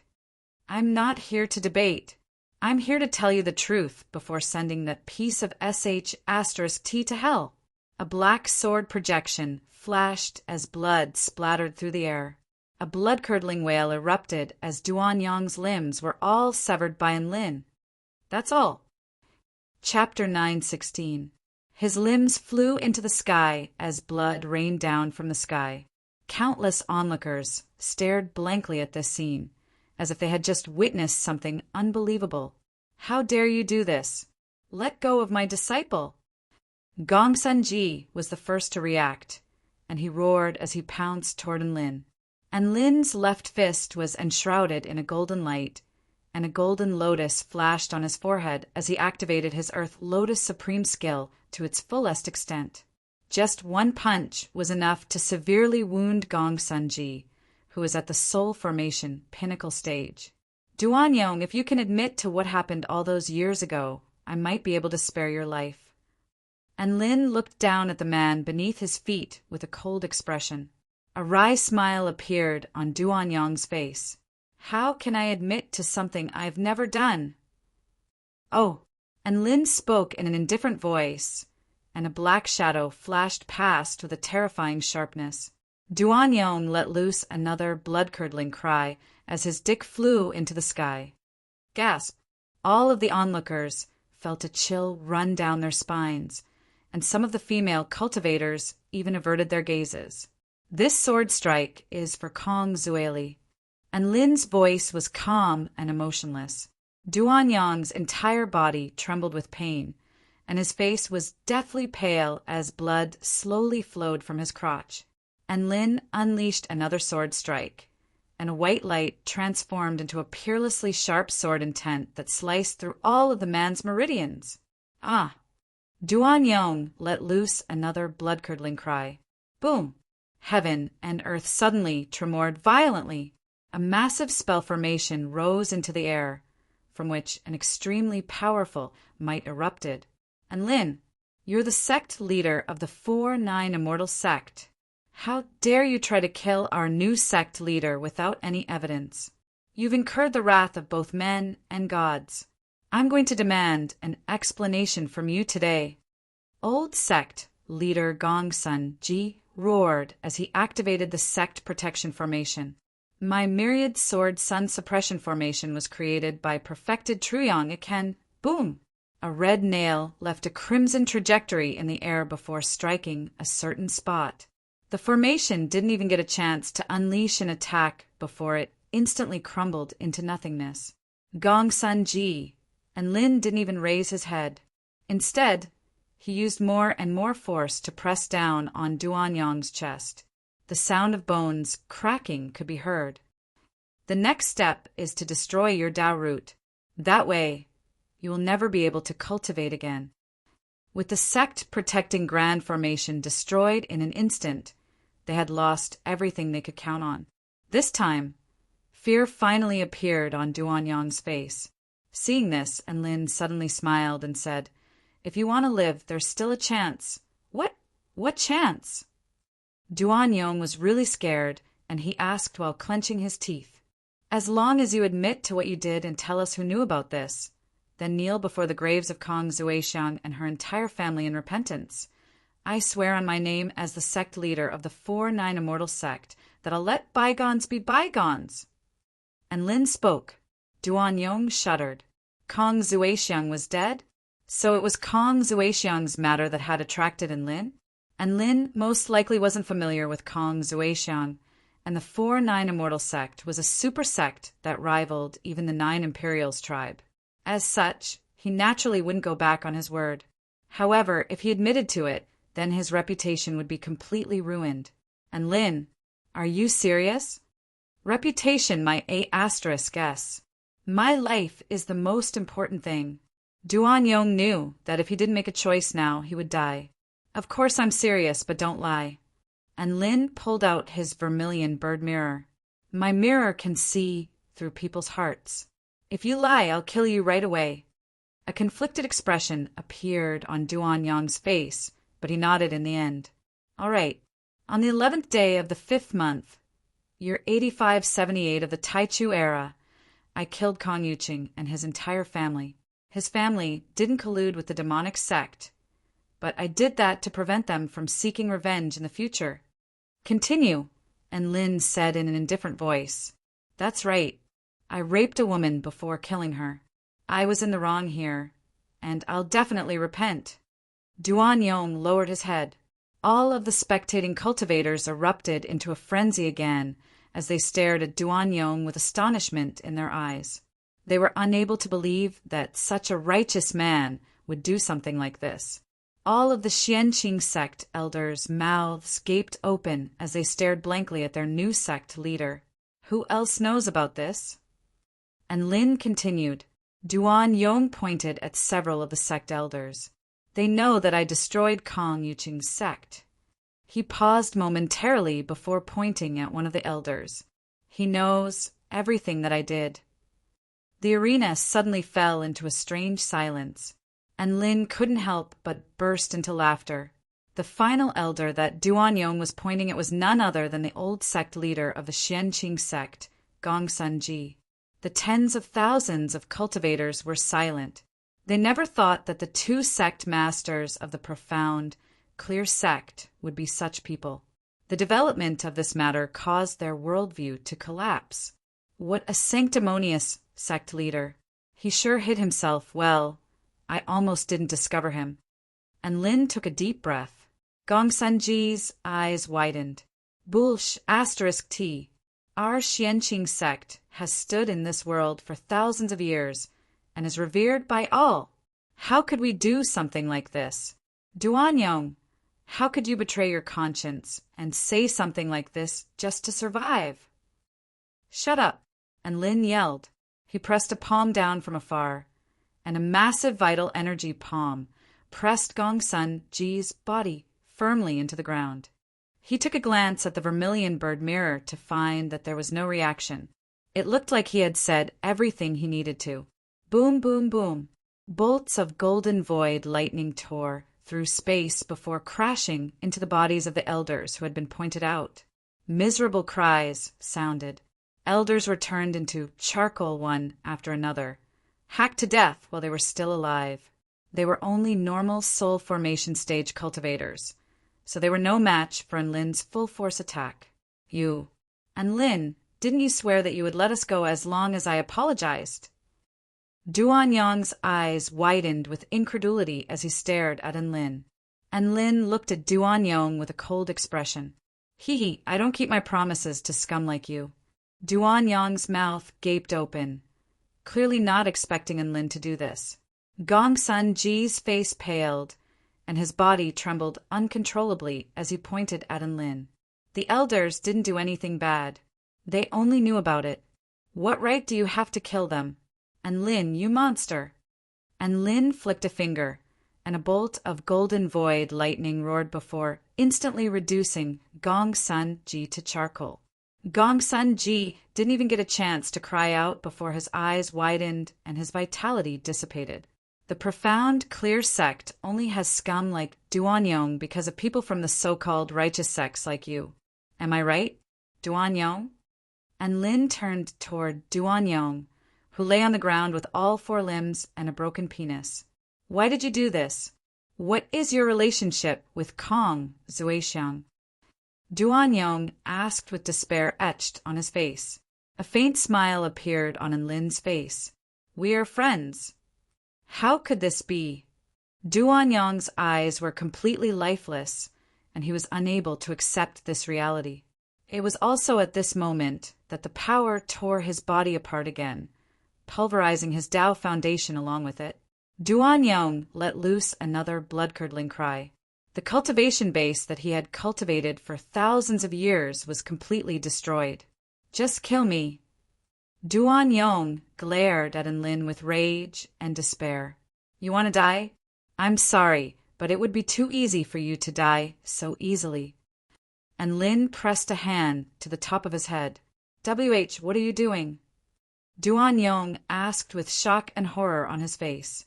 A dark light erupted from Lin's hands. Soul extraction.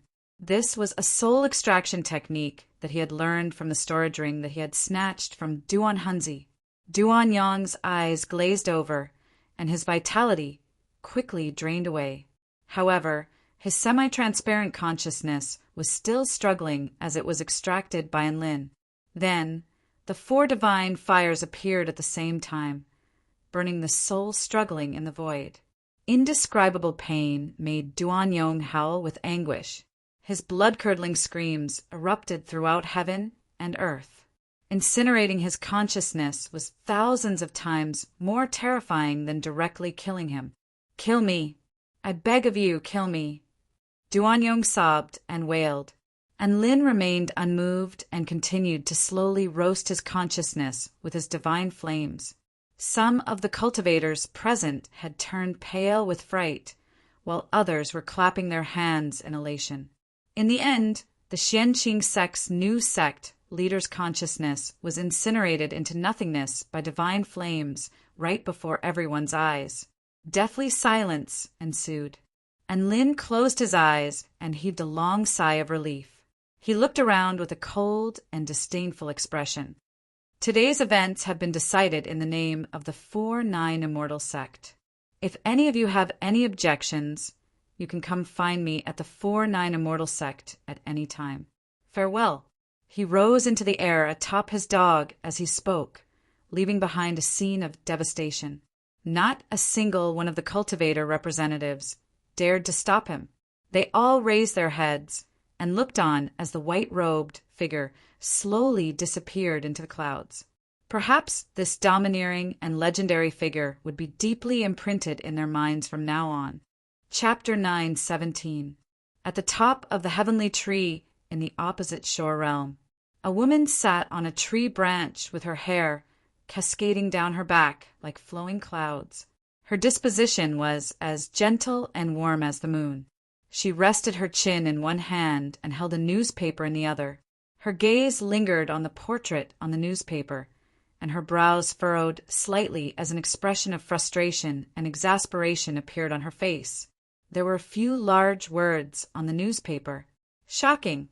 A man did this to the daughter of the pill sage after becoming the champion of the pill refinement competition." The content was naturally about how Lin had made a bet with his disciple to date the daughter of the pill sage, Fanny. Never would he have thought that it would work. The woman pulled out another newspaper, which had a few more large words on it. "Shocking! During the Xianqing sect leader handover ceremony, a man pinned the new sect leader under his body and did this to the new sect leader's little brother." The main character was naturally Lin.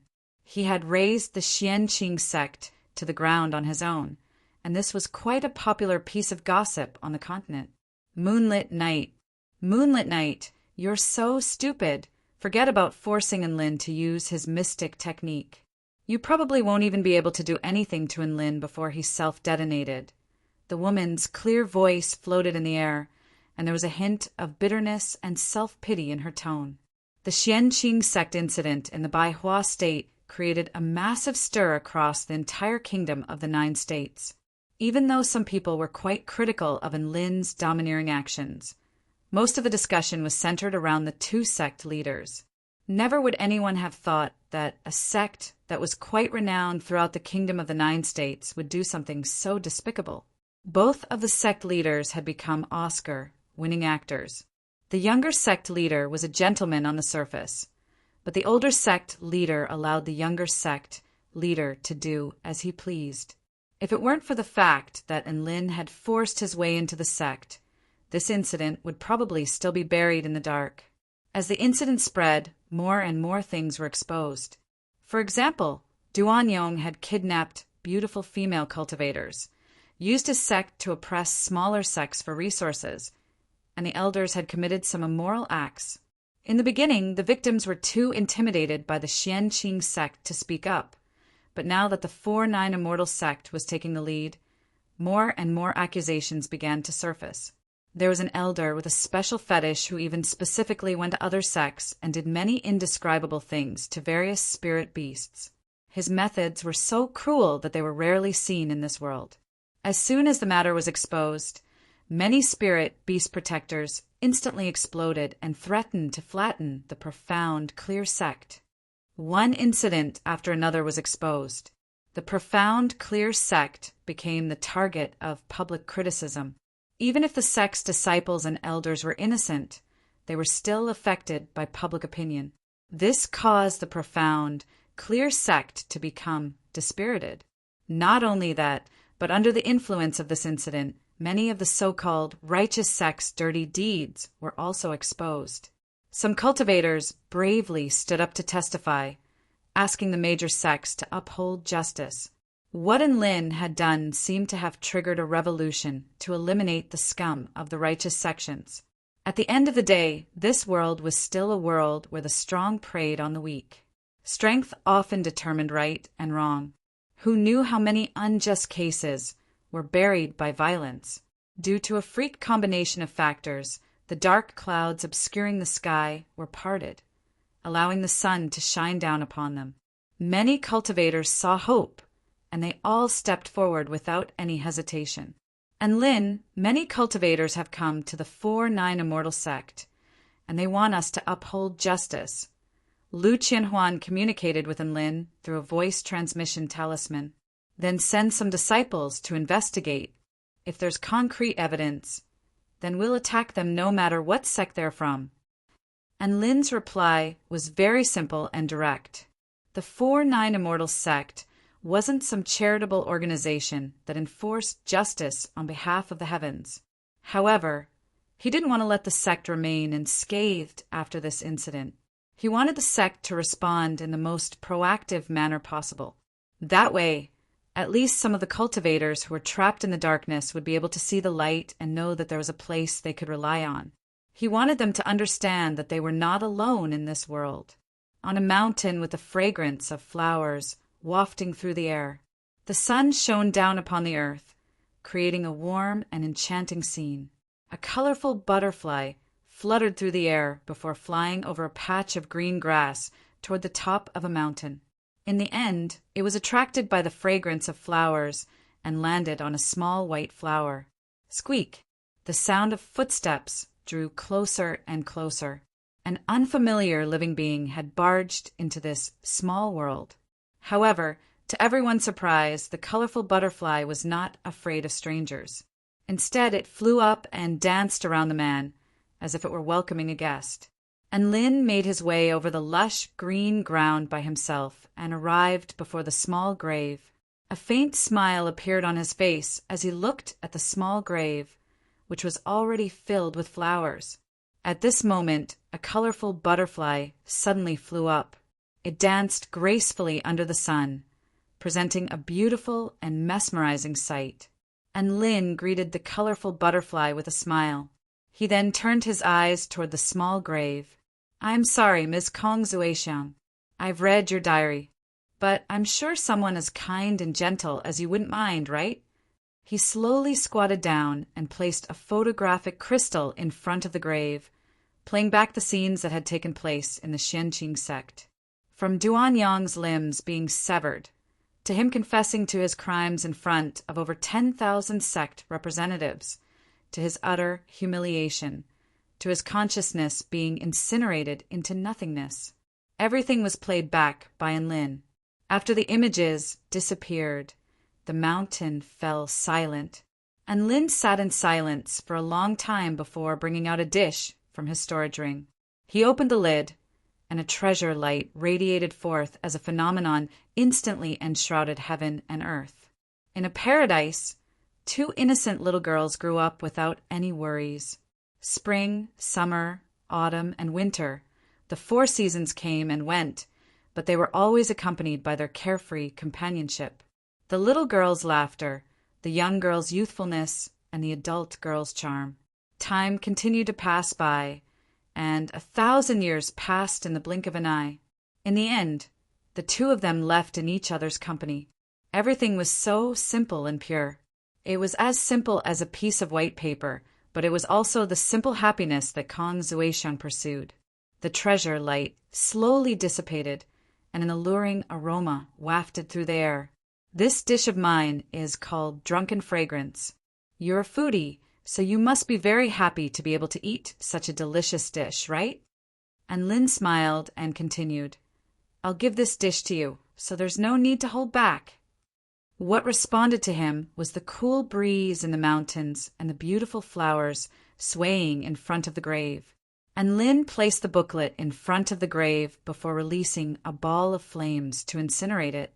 This diary recorded Kong Zuexiang's entire life, and it was evidence that she still existed in this world. However, Enlin felt like Kong Zuexiang would most likely need this diary in the other world she went to after her death, so he burned it for her. The pages of the booklet were reduced to ashes, and sparks danced in the air. The wind on the mountain was a little strong, so Enlin flipped open the diary. There was a beautiful handwriting on the yellowed pages, and it was as if a story was being told. In the end, the pages stopped at the very end. In the blank space, there was another diary entry with a different handwriting. Taichu Era 10576, 5th month, 16th day. Your friend, Enlin, has avenged you. I wish you happiness in the other world. Mr. Kong Zuexiang, rest in peace. That was the end. Chapter 918. Enlin returned to the university and continued his career of earning money. He would also attend the university's classes, but they were mainly focused on pill refinement, spell techniques, and Dao realm classes. Pill refinement classes could improve his cooking skills, which was very important. Spell techniques classes could allow him to learn many practical spell techniques, and he could also gradually learn how to create his own spell techniques, which was also very important. Dao realm classes were mainly for him to watch Celestial Immortal Ming Yuan talk about profound and mysterious things in class, which would help him improve his standing. The above 3 classes were probably the compulsory classes for Enlin. As for the other classes, he naturally avoided them as much as he could. He was already so powerful anyway, so it didn't matter if he didn't attend them. His life was dull, yet fulfilling. Before he knew it, another month had passed. During this time, 2 powerful beings at the soul formation pinnacle stage came to transcend their tribulations. One succeeded while the other failed. That wasn't the main point. The main point was that he discovered something strange on the ground at the center of the tribulation transcendence. This was something he had never seen before. The sun was setting over the clouds. The sea of clouds looked as if it had been scorched by fire. There was a hint of red within the golden color, creating an extremely vibrant sight. The celestial court was also dyed in this vibrant hue. However, there was something even more vibrant growing on the ground at the heaven, defying Dao Plaza. This was a hexagonal crystal shimmering with golden and blue light. The hexagonal crystal was around the size of a palm and was in the shape of a lotus flower. It contained a mysterious power that even Enlin was unable to decipher, and it was imbued with a certain power of vitality and destruction. Enlin thought for a moment before his eyes turned snowy white. Divine inspection technique. Soon, a string of information began to appear in his mind. Enlightenment crystal of life and death, formed from the residual Tao intent of countless cultivators at the soul formation pinnacle stage who transcended their tribulations and experienced life and death. It is a divine rank item. It can help the host observe the Tao of yin and yang, life and death. Enlightenment crystal of life and death hasn't appeared on this continent for 30,000 years due to the low probability of it being produced. An expression of ecstasy appeared on Enlin's face. Who would have thought that such a treasure would appear before him?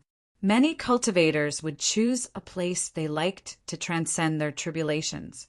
There is no such thing as gathering tribulations.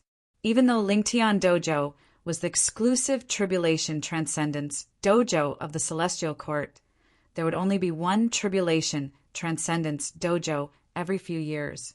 How could it be like recently, where people continuously gathered together to undergo tribulation? Thanks to this wave of tribulation transcendence, Enlin was fortunate enough to obtain a life and death enlightenment crystal. Putting everything else aside, just the title of a divine grade rare item alone proved that this item was priceless. He could not wait to refine the life and death enlightenment crystal and wear it on his body. As expected of a divine item, the moment he put it on, it resonated with his body. A rich life force instantly filled his body of the battle god. He felt that not only had he gained a deeper understanding of the Tao of life, but his body's activity and vitality had also been enhanced to a certain extent. This was a portable cheat. Ding dong! At that moment, the system notification suddenly lit up, and Lin was shocked. He immediately opened the system and found that the cultivation method column was actually flashing. He couldn't wait to open the manual.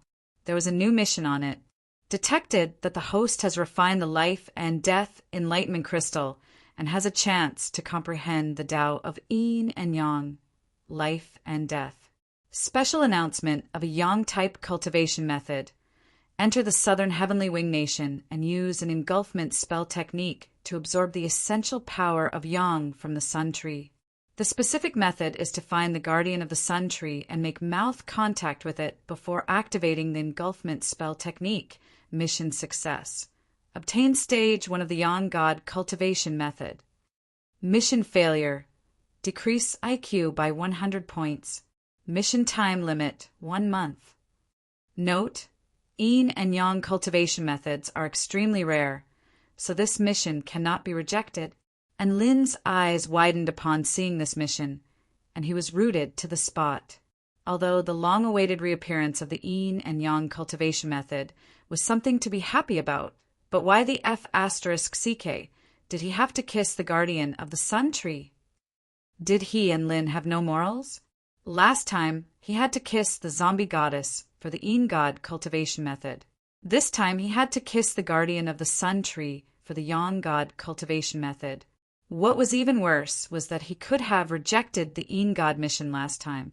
The original words were, Yin and Yang cultivation methods are extremely rare, so this mission cannot be rejected. This time it became, Yin and Yang cultivation methods are extremely rare, so this mission cannot be rejected. Flips table. Can't I just have fun? If I fail, I'll lose 100 IQ points. He was an extremely intelligent prodigy, with an IQ of 160. If I fail, I'll be reduced to AF** King retard. Just the thought of it was terrifying, and Lin was instantly struck by a sense of immense pressure. He paused momentarily before deciding to return to his dorm room. At this moment, the system had already begun its 1-month countdown within his dorm room. Not his dorm room, but rather Su Xiaolan's dorm room. Su Xiaolan stared intently at Lin with her bright eyes. You said you have something very important to do in the Southern Heavenly Wing Nation. And Lin nodded with an earnest expression. What is it? Su Xiaolan was a little concerned. I'm going to absorb the essential power of Yang from the Sun Tree. The specific method is too complicated, so I won't explain it, and Lin replied. If he were to explain it in detail, Su Xiaolan would probably explode with rage. Su Xiaolan tucked a few strands of her hair behind her ear as she looked at Lin with a scorching gaze. You don't need any help? And Lin shook his head. No need. I have the invincible Gundam with me, so I'm not scared in the slightest. At most, I'll take little Tian with me and use its spatial powers to get there. Su Xiaolan heaved a faint sigh as she pouted with a hint of uncertainty in her expression. But can I really do it? 200,000 spirit stones for a single meal? I really don't have the face to ask for that kind of price. That's right. And Lin was going to the Southern Heavenly Wing Nation, but he couldn't afford to lose his money-making business. His gourmet restaurant could only be inherited by Su Xiaolan, and Lin held onto Su Xiaolan's soft little hand with a solemn expression. Trust me, among all the people I know, your cooking skills are the only one that can compare to mine. Even I can sell so many dishes, so why can't you? Also, please believe in the power of the frying pan. A hint of confidence finally appeared on Su Xiaolan's face at the mention of the frying pan, and Lin continued, I've already informed the immortals of the Celestial Court that your cooking skills are comparable to mine, so your business shouldn't be too bad. If the old chef god is displeased and wants to challenge you to a battle, just ignore him and wait for me to come back. A vibrant smile appeared on Su Xiaolan's face at the sight of Lin's gentle and solemn expression. I'll be waiting for you, Lin. Thus, The successor of Lin's gourmet restaurant was officially confirmed. The next morning, he set off for the southern Heavenly Wing Nation with Xue Zhantian. Chapter 919. The southern Heavenly Wing Nation was located in the southernmost part of the Tai Chu continent.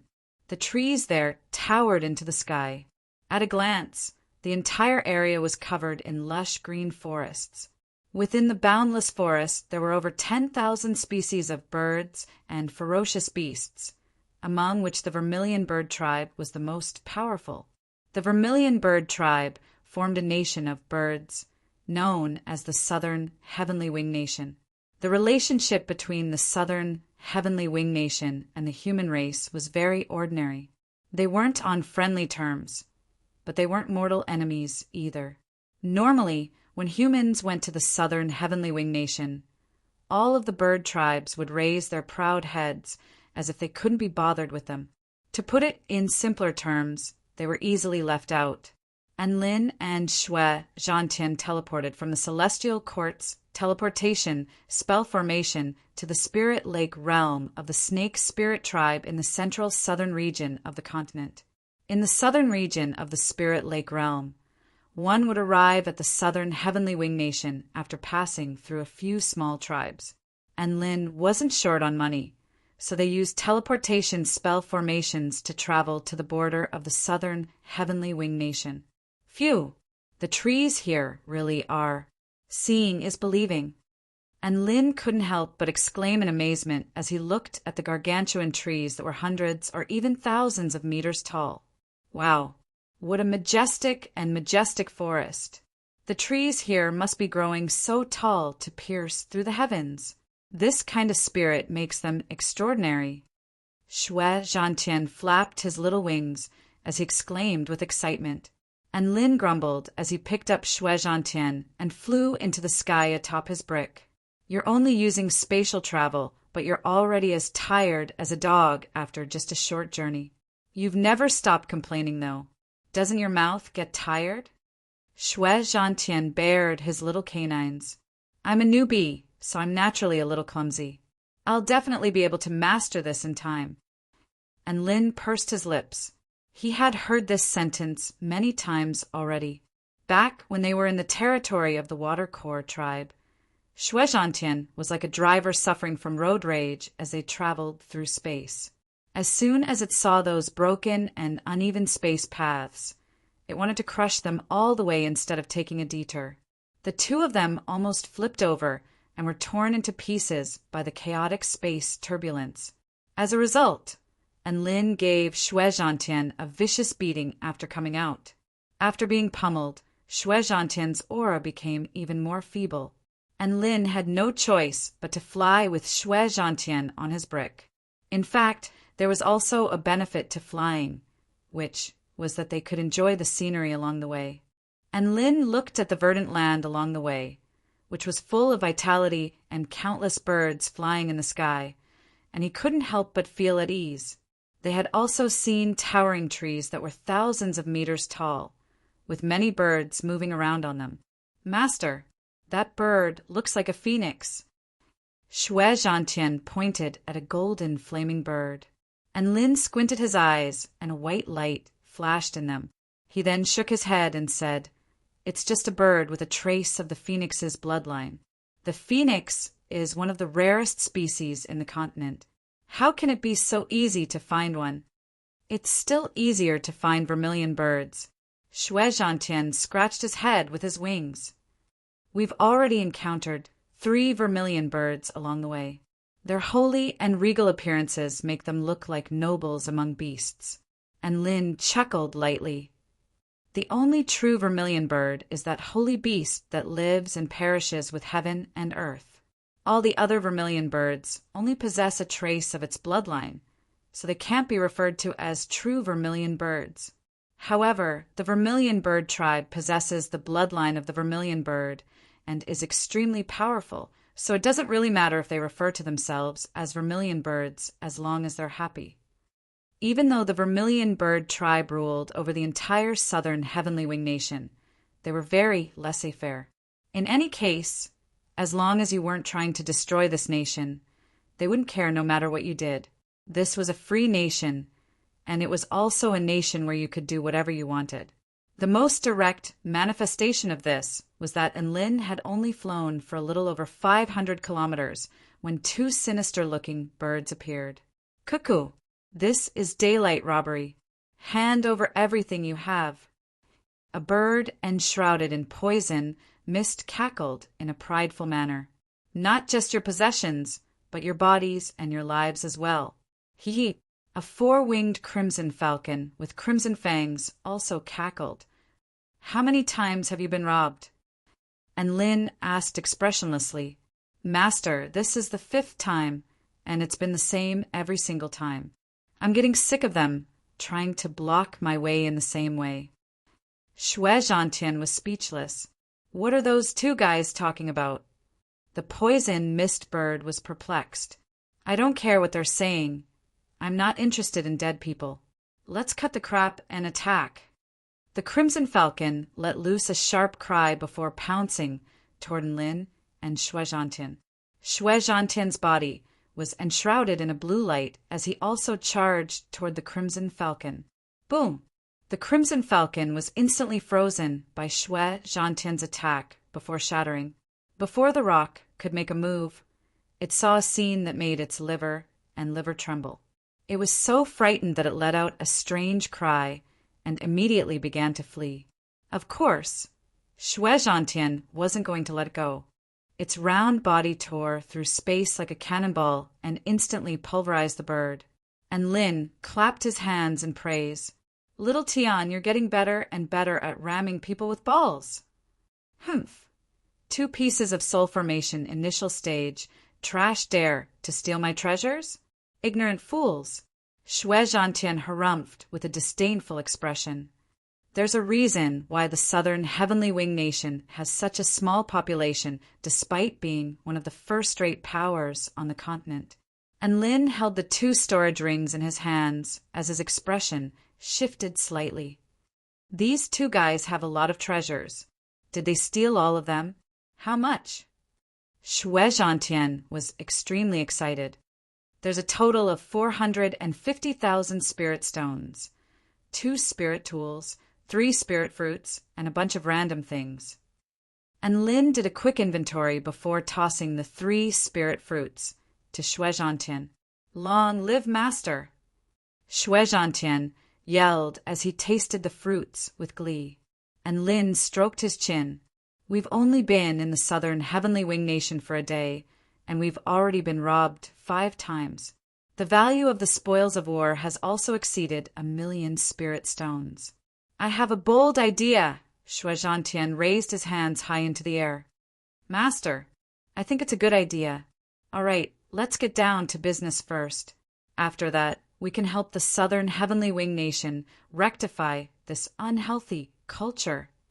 And Lin chuckled as he discovered a new way to get rich.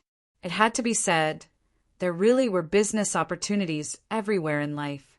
2 hours later, a gargantuan tree appeared before Enlil and Shui Zhantian's eyes. It was over 100,000 feet tall, and its thick tree trunk was like a massive pillar that pierced into the heavens. White clouds and mist swirled beneath it, and its massive canopy extended outward, obscuring the entire sky. Above the canopy, branches and leaves intertwined to form a skeletal structure that fused with the soil and secretions of the tree to form a Ling Tian continent. A faint smile appeared on Enlin's face. "We're finally here.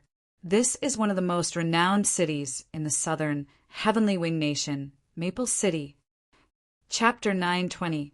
Maple City was a large city in the northern region of the southern heavenly wing nation, and it covered a much larger area than the holy tree of the vermilion bird sect. And Lin flew toward the city atop his brick, and he could already see birds of all colors flying in the air above Maple City from afar. Some of them were migrating in flocks, while others were flying alone. All of them spread their beautiful wings with abandon, painting the entire sky with vibrant colors. A series of crisp cries converged to form the most pleasant music, which was ethereal and soothing to the ears. "TSK, TSK, TSK, All the birds here are so energetic." And Lin saw a blue bird fly past him with its head held high and its chest puffed out in an extremely proud manner. In reality, most of the living beings here were like this. They were extremely proud and free, and there was nothing that could make them lower their proud heads.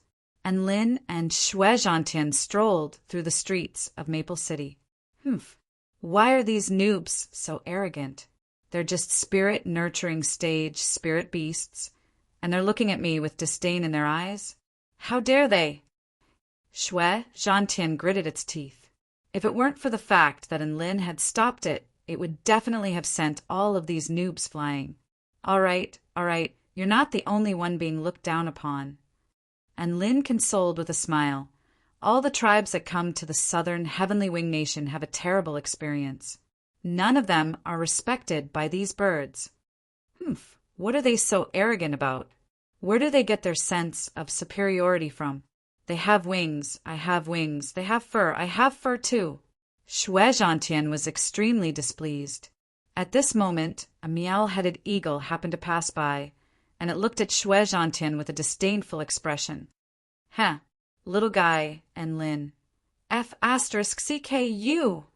Shui Zhantian instantly exploded with rage, and he let loose an almighty roar before he was dragged back by Lin.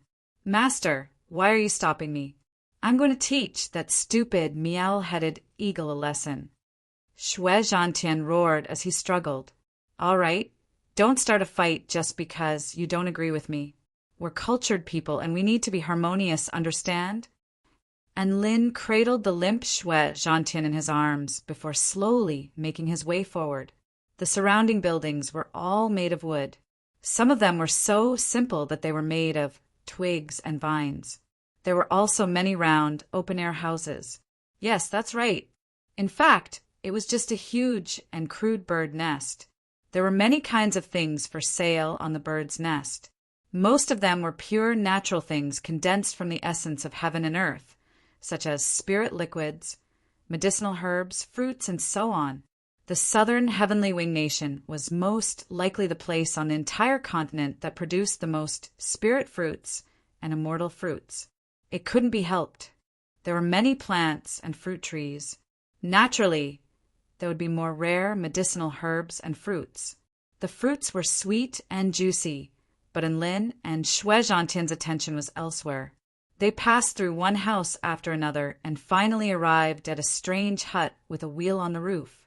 The exterior of this small house was like a thick tree trunk, and it was in a completely sealed state. A hole would only open up if a primeval stone was thrown into it, and Lin tossed a primeval stone into the hole without any hesitation. The entrance fee of 10,000 spirit stones was nothing to Tycoon and Ka. Welcome to the Heavenly Knowledge House, my dear guest. A pitch-black crow with a pair of dark green eyes spoke in an extremely hoarse voice, as if it had fused as one with the darkness. It was about the size of a human, and it sat with its back straight on a wooden chair. Its surroundings were dim, and there were only 2 balls of faint yellow flames burning around it. You're the omniscient crow of the southern Heavenly Wing Nation. And Lin asked. The crow chuckled. That's right. I'm the crow of all knowledge. As long as you pay me enough money. There's no information I can't obtain. Very good. A relaxed smile appeared on Lin's face. I want all of the information regarding the guardian of the sun tree. Gasp! The all-raven drew a sharp intake of breath, and its eyes widened as the green light within them intensified. The guardian of the sun tree is the most mysterious being in our southern Heavenly Wing Nation. Why do you want information on it? I'm curious. The more mysterious a being is, the more interested I am. And Lin smiled. The crow of all knowledge cringed slightly. I don't have enough information about the guardian of the sun tree either, Shui Zhantian harumphed coldly with a disdainful expression. You dare to call yourself the omniscient crow of all knowledge? What an undeserved reputation. Boom! A terrifying power erupted forth, making the air congeal around them congeal. The crow of all knowledge's aura erupted forth, like a boundless abyss, making one feel as if it were going to engulf everything. The hair on Shui Zhantian's body stood on end as it abruptly curled up into Enlin's arms. Never would it have thought that this ordinary-looking crow was a mighty figure at the pinnacle of the return to void intermediate stage. The crow of all knowledge looked at Enlin with a profound expression, and its voice eased slightly. "You can leave, but you can't question my professionalism." Its meaning was very clear. "Come if you want, piss off if you don't. Tell me everything you know." And Lin didn't leave. What he needed the most right now was information about the guardian of the Sun Tree. I don't know much, but the value of the information is quite high, so it'll cost 300,000 spirit stones." The crow of all knowledge replied, "Slap." And Lin slapped 30 vital stones onto the table without any hesitation. "You're such a straightforward man." The crow of all knowledge grinned, and countless black, crow-like shadows hovered within the dim space, as if they were also smiling with elation. The guardian of the Sun Tree is the being with the purest bloodline in the entire vermilion bird tribe. It resides at the pinnacle of the return to void pinnacle stage. Apparently, once it unleashes its essential vermilion bird domain, it can instantly reduce an area within a radius of over 50 kilometers to scorched earth. It has very simple connections, and it only has one older brother.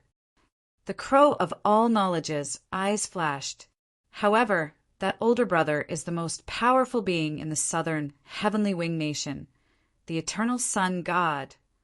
Even though the eternal sun god has left the southern heavenly wing nation, I advise you to be careful if you want to target the guardian of the Sun Tree. As expected, and Lin's expression became a lot more serious upon hearing this. This was very important information. However, there was one more important piece of information that he needed to confirm. "That's all I know. The guardian of the Sun Tree is the most mysterious being in the southern heavenly wing nation, and I paid a heavy price to obtain this information." The crow of all knowledge heaved a faint sigh. "That's it. I have one more question. What's the gender of the guardian of the Sun Tree?" And Lin asked with a serious expression. The crow of all knowledge faltered upon hearing this, as if he was a little surprised by Lin's question. Is that very important?" "That's very important." And Lin immediately replied, "No sh*t. He was going to kiss the guardian of the Sun Tree. If he was going to kiss a male vermilion bird, erg. The guardian of the Sun Tree is a female," the crow of all knowledge confirmed. And Lin heaved an internal sigh of relief upon hearing this. This was the answer he wanted to hear the most. "Thanks." And Lin cupped his fists in an elated salute. The crow of all knowledge was perplexed. Why was this human so happy? Why was he happy? Chapter 9:21. And Lin left the heavenly knowledge room with Shui Zhantian in his arms. The place they were going to now was the center of the southern heavenly wing nation, the Sun Tree. The status of the Sun Tree of the southern heavenly wing nation was equivalent to that of the celestial court of the kingdom of the 9 states. It was the most exalted and transcendent place in the entire region. The Sun Tree was slightly weaker than the celestial court, but it was said that there were 3 mythological beasts among its ranks, one of which was the older brother of the Sun Tree's guardian, the eternal sun god.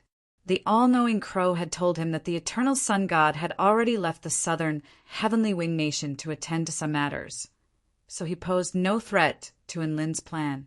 If it was still here, then the difficulty of Enlin's mission would skyrocket.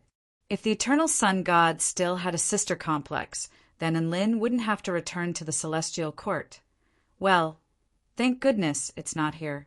There was also a mythological beast, which was the legendary Kuan-Pong. Apparently it liked to travel to other places to play, so it was most likely not in the southern heavenly wing nation. The 3rd mythological beast was the 9-colored divine vermilion bird. She was the most reclusive mythological beast in the Sun Tree and rarely left the Sun Tree. Many living beings of the southern heavenly wing nation viewed her as the second guardian of the sun tree. And Lin pondered this for a moment. The 9-colored divine vermilion bird was most likely the greatest danger on this trip. However, it was just a kiss on the guardian of the sun tree. The divine beasts wouldn't mind, right? As he flew on his brick, he contemplated his next course of action. How to approach the guardian of the sun tree was a problem, but how to kiss a bird was also a problem. Not only did he have to overcome the physical obstacle, but he also had to overcome the psychological obstacle. For example, if you were asked to kiss a chicken, would you be able to do it? Even if he could bring himself to kiss her, should he choose to kiss her forcefully, or should he slowly cultivate their feelings before kissing her? If they wanted to nurture their relationship, could it be done in less than a month? If it was a forced kiss, what should he do afterwards so that he wouldn't be killed by that chicken? Or should he use other methods? And Lin couldn't help but look up at the sky and let out a long sigh. Suddenly, he felt that this mission was very difficult. This was definitely a hellish level of difficulty. Master, don't let your thoughts run wild. Everything will work out in the end. Let's just let nature take its course, and perhaps everything will change in the future. Shui Zhantian offered words of consolation at the sight of Lin's dejected expression, and Lin rubbed Shui Zhantian in his arms with a smile and nodded. Who would have thought that little Tian would also become so gentle and caring? This is very good. An adorable smile appeared on Shui Zhantian's face. It knew what Lin wanted to do. This was because Lin had once discussed with him how to kiss the guardian of the sun tree. Therefore, it had prepared a recording crystal and was prepared to record this historic scene. Yes, that was the key, because this would be its greatest trump card against its master. With that recording, let's see if master still dares to spank it. If Lin spanked it, it would send the recording crystal to Su Xiaolan. When that time came, the biggest downside of the Southern Heavenly Wing Nation was that there were no large-scale teleportation spell formations. Perhaps it was because all of the living beings here had a pair of wings, so they could just fly wherever they wanted. Why would they waste resources to build teleportation spell formations? All of the bird species took pride in flying, so they disdained building teleportation spell formations. This was a tough situation for all other living beings. If they were below the spirit nurturing stage and didn't have any flying techniques, they wouldn't even have the courage to come to the southern Heavenly Wing Nation. The mountains were filled with ferocious birds, so walking to the sun tree would probably be as difficult as going on a pilgrimage to the Western Paradise. And Lin's brick kinesis flight was a lot more convenient. A distance of several 100,000 kilometers really wasn't that far for him. 2 days later, they passed through countless forests and arrived at a vast grassland. This was a completely different scene from before. The lush green grass stretched as far as the eye could see, and the blue sky stretched as far as the eye could see. There was a gargantuan tree in a certain direction on the grassland. I finally see you, sun tree. A smile appeared on Lin's face. So big, so tall, so thick. Shui Zhantian's eyes widened, and he was so shocked that he didn't even know how to say idioms. The trunk of the sun tree was countless kilometers thick, and it extended all the way to heaven and earth, as if it were a bridge connecting heaven and earth. The canopy of the tree was divided into many layers, and each layer formed a floating continent. The canopy at the bottom was the largest, and it covered an area of over 50 kilometers in radius. With each successive layer, the canopy would shrink to a certain extent, and it was like an extremely special conical tree. It was wide at the bottom and sharp at the top. Apparently, the sun tree is divided into 9 continents, and normal living beings like us can only go to the bottom 6 levels. The top 3 levels can't be accessed without a special identity. And Lin stared at the sun tree with a scorching light in his eyes. Shui Zhantian was extremely excited. Master, we have to see everything about the sun tree. It's so beautiful. That's right, this sun tree was extremely beautiful. Its trunk didn't have any special characteristics, but its leaves were breathtakingly beautiful. The leaves on each layer were of a different color, and it looked like a rainbow tree of life that existed between heaven and earth. It was extremely vibrant and beautiful. The leaves on the bottom layer were emerald green, and they were full of vitality and vitality. The leaves on the second layer were light orange, and they glowed with a jade-like luster. The leaves on the third layer were golden, and they were dazzling and exuded a sense of opulence. The leaves on the fourth layer were crimson, and they were as scorching as a scorching flame. The leaves on the fifth layer were deep blue, and they were as clear as the ocean. The leaves on the sixth layer were deep purple, and they were as seductive and ethereal as the purple clouds of the night. The continents on the last 3 layers were enshrouded by white clouds and mist, making it impossible to see what was going on inside. Strong winds blew past, and all of the leaves swayed in the wind, creating a beautiful sight to behold.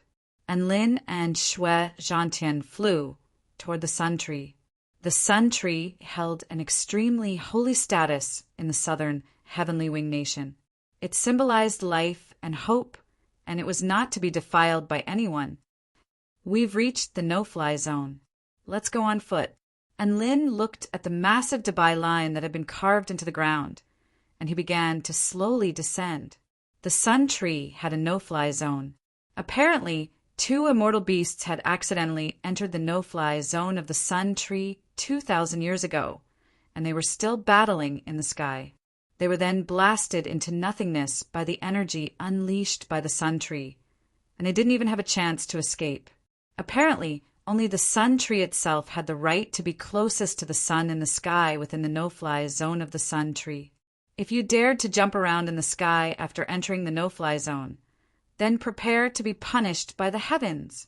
And Lin and Shui Zhantian landed on the ground and immediately began to run. After a short while, they arrived at the base of the tree. There were many birds here, and all of them had retracted their wings and were walking clumsily like ducks. They made their way onto the hovering energy boards, which carried them toward the continent in the canopy of the tree. And Lin and Shui Zhantian also stepped onto the energy boards and flew toward the first level of the sun tree. Chapter 9:22.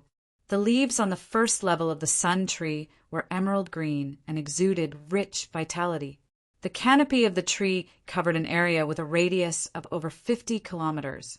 The first level was a super large commercial area where all types of products were sold. Most of the products were specialty items from the southern heavenly wing nation. And Lin and Shui Zhantian sat on the energy board and arrived at the first level of the canopy, where they were immediately astonished by the vast array of shops and the dazzling array of products on display. So many exotic ingredients and treasures. Shui Zhantian's round eyes glowed with a scorching light as he looked around with a translucent liquid flowing from the corner of his mouth. And Lin walked toward a shop owned by a blue ice bird and picked up a spirit fruit. "How much is this?" The blue ice bird replied with a cold expression, 20,000 spirit stones for one. And Lin nodded upon hearing this.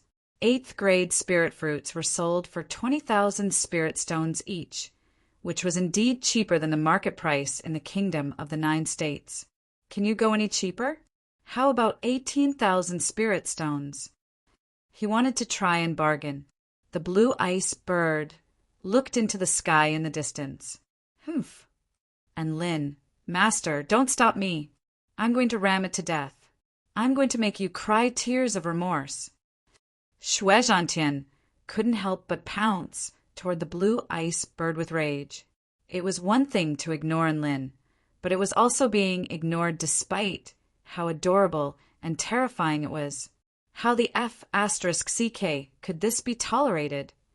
However, a pair of large hands grabbed it again.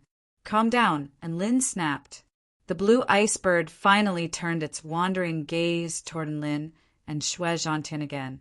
"Keep your little brat in check. Just because he's adorable doesn't mean he can do whatever he wants. The divine Tree Divine Guardian Squad is right here. If you want to cause trouble, then be prepared to receive divine judgment. and Lin held Xue Zhantian in his arms with an apologetic smile before silently walking away. The Sun Tree was an extremely holy and revered place, and it was the only place that the Vermilion Bird tribe strictly managed in the southern Heavenly Wing Nation. Private fights were prohibited in this place. If a fight really broke out, the divine guards would arrive in less than a minute and kill all the fighting creatures. Master, we're being looked down upon here. How can you just let it go? Xue Zhantian struggled in Lin's arms with an enraged expression, and Lin pursed his lips in exasperation. So what if you can't get over it? Are you going to F***CK the heavens, or crush the 9-colored divine Vermilion Bird? If you don't have the strength, then keep a low profile.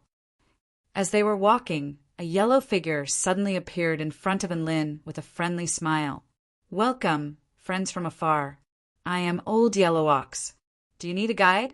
And Lin stopped in his tracks and looked at the bull demon in front of him with some surprise. What kind of tour guide are you if you don't sell tickets? Yellow Ox. The yellow-furred ox demon, standing in front of him, scratched his head in confusion. That's enough, I don't need a guide. And Lin waved a hand to signal for it to leave. However, Old Yellow Ox didn't give up and pulled out a badge. Think about it, brother. Do you see this badge? I'm a gold medal tour guide. I'm one of the most powerful beings in the world of tour guides. There's no place on the Sun Tree that I'm not familiar with. If you hire me, I'll make sure you have a good time. His black eyes flashed as he spoke in a low voice. I know many exciting places, and I can help you find many beautiful bird people with explosive bodies and supple skin. He and Lin's expression changed slightly upon hearing this. Of course, he was only interested in what Old Yellow Ox had to say. Old Yellow Ox continued in an enthusiastic manner upon seeing Lin's expression change.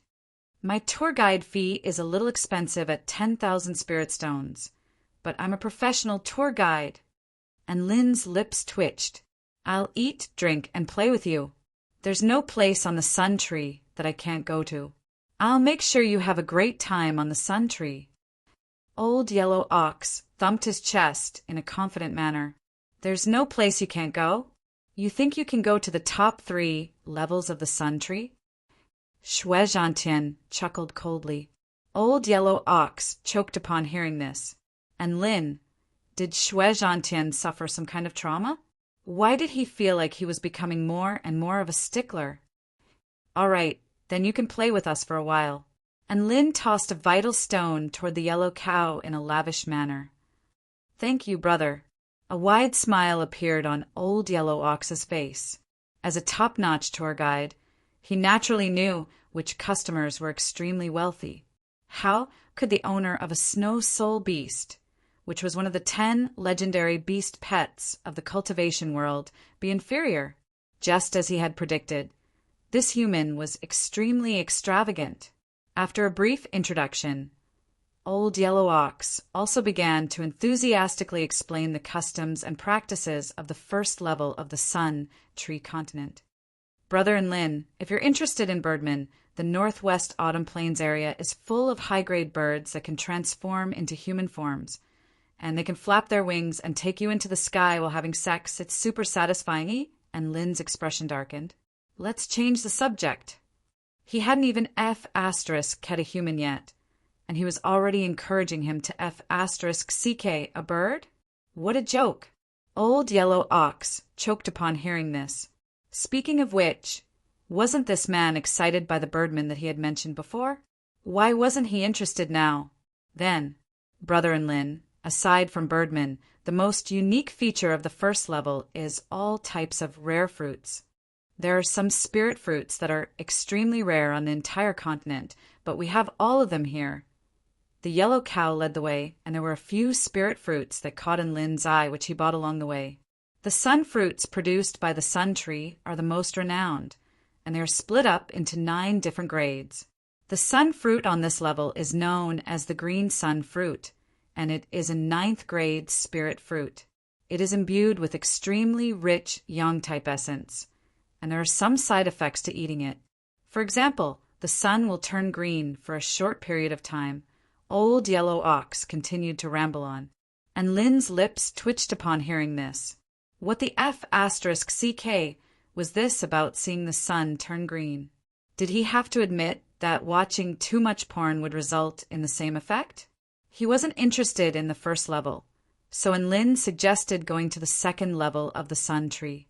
Old Yellow Ox naturally fulfilled his role as a tour guide, and he immediately led the way to the floating energy boards on the second level.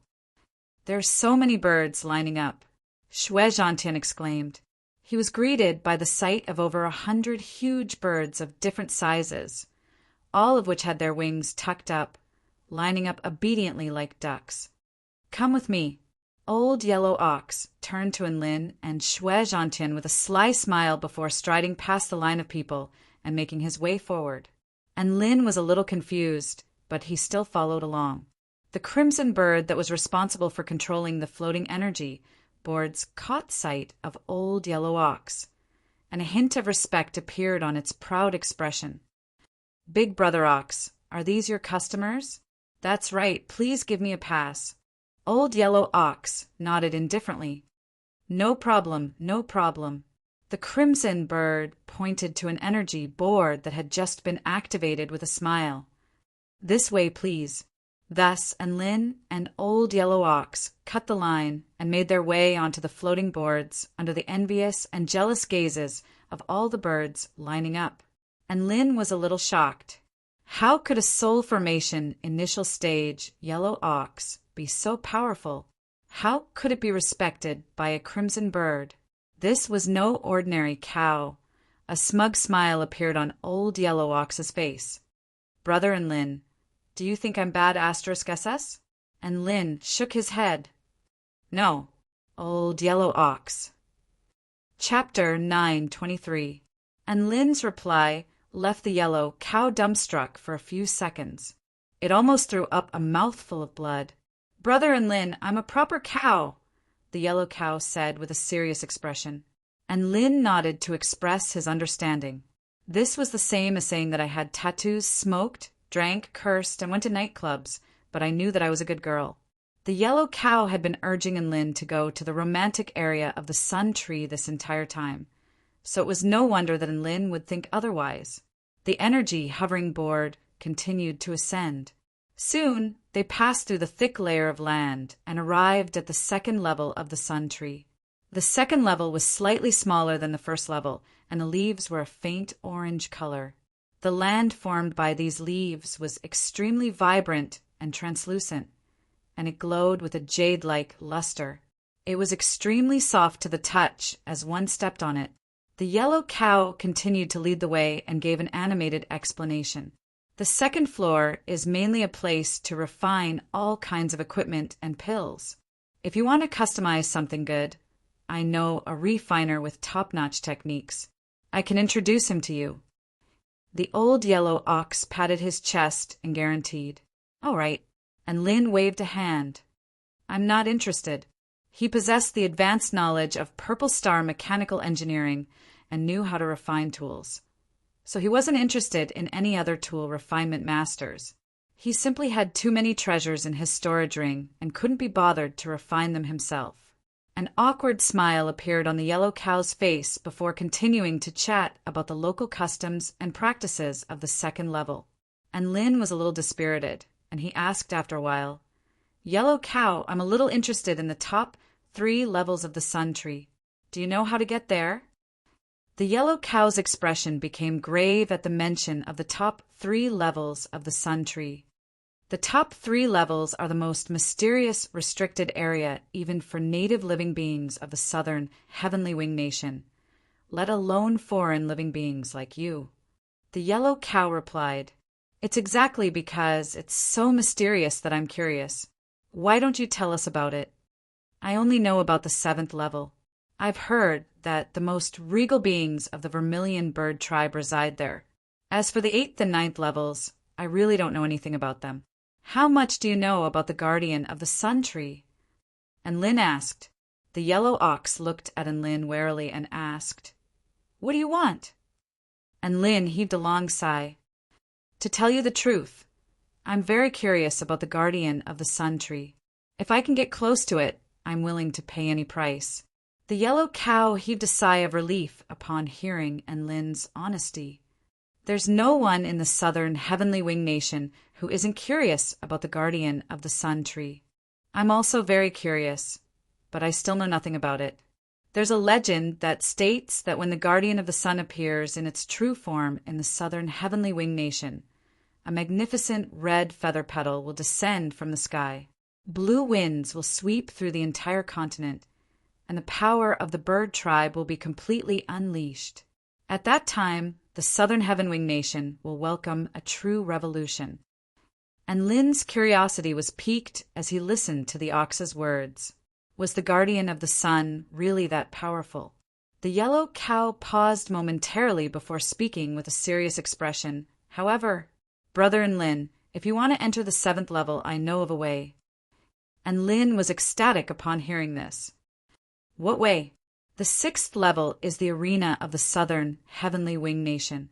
If you can win the championship in the arena for a day, then you'll have a chance to enter the 7th level," the yellow cow replied. "I'm good at fighting. Let's go." And Lin was brimming with confidence. "Don't be rash, brother.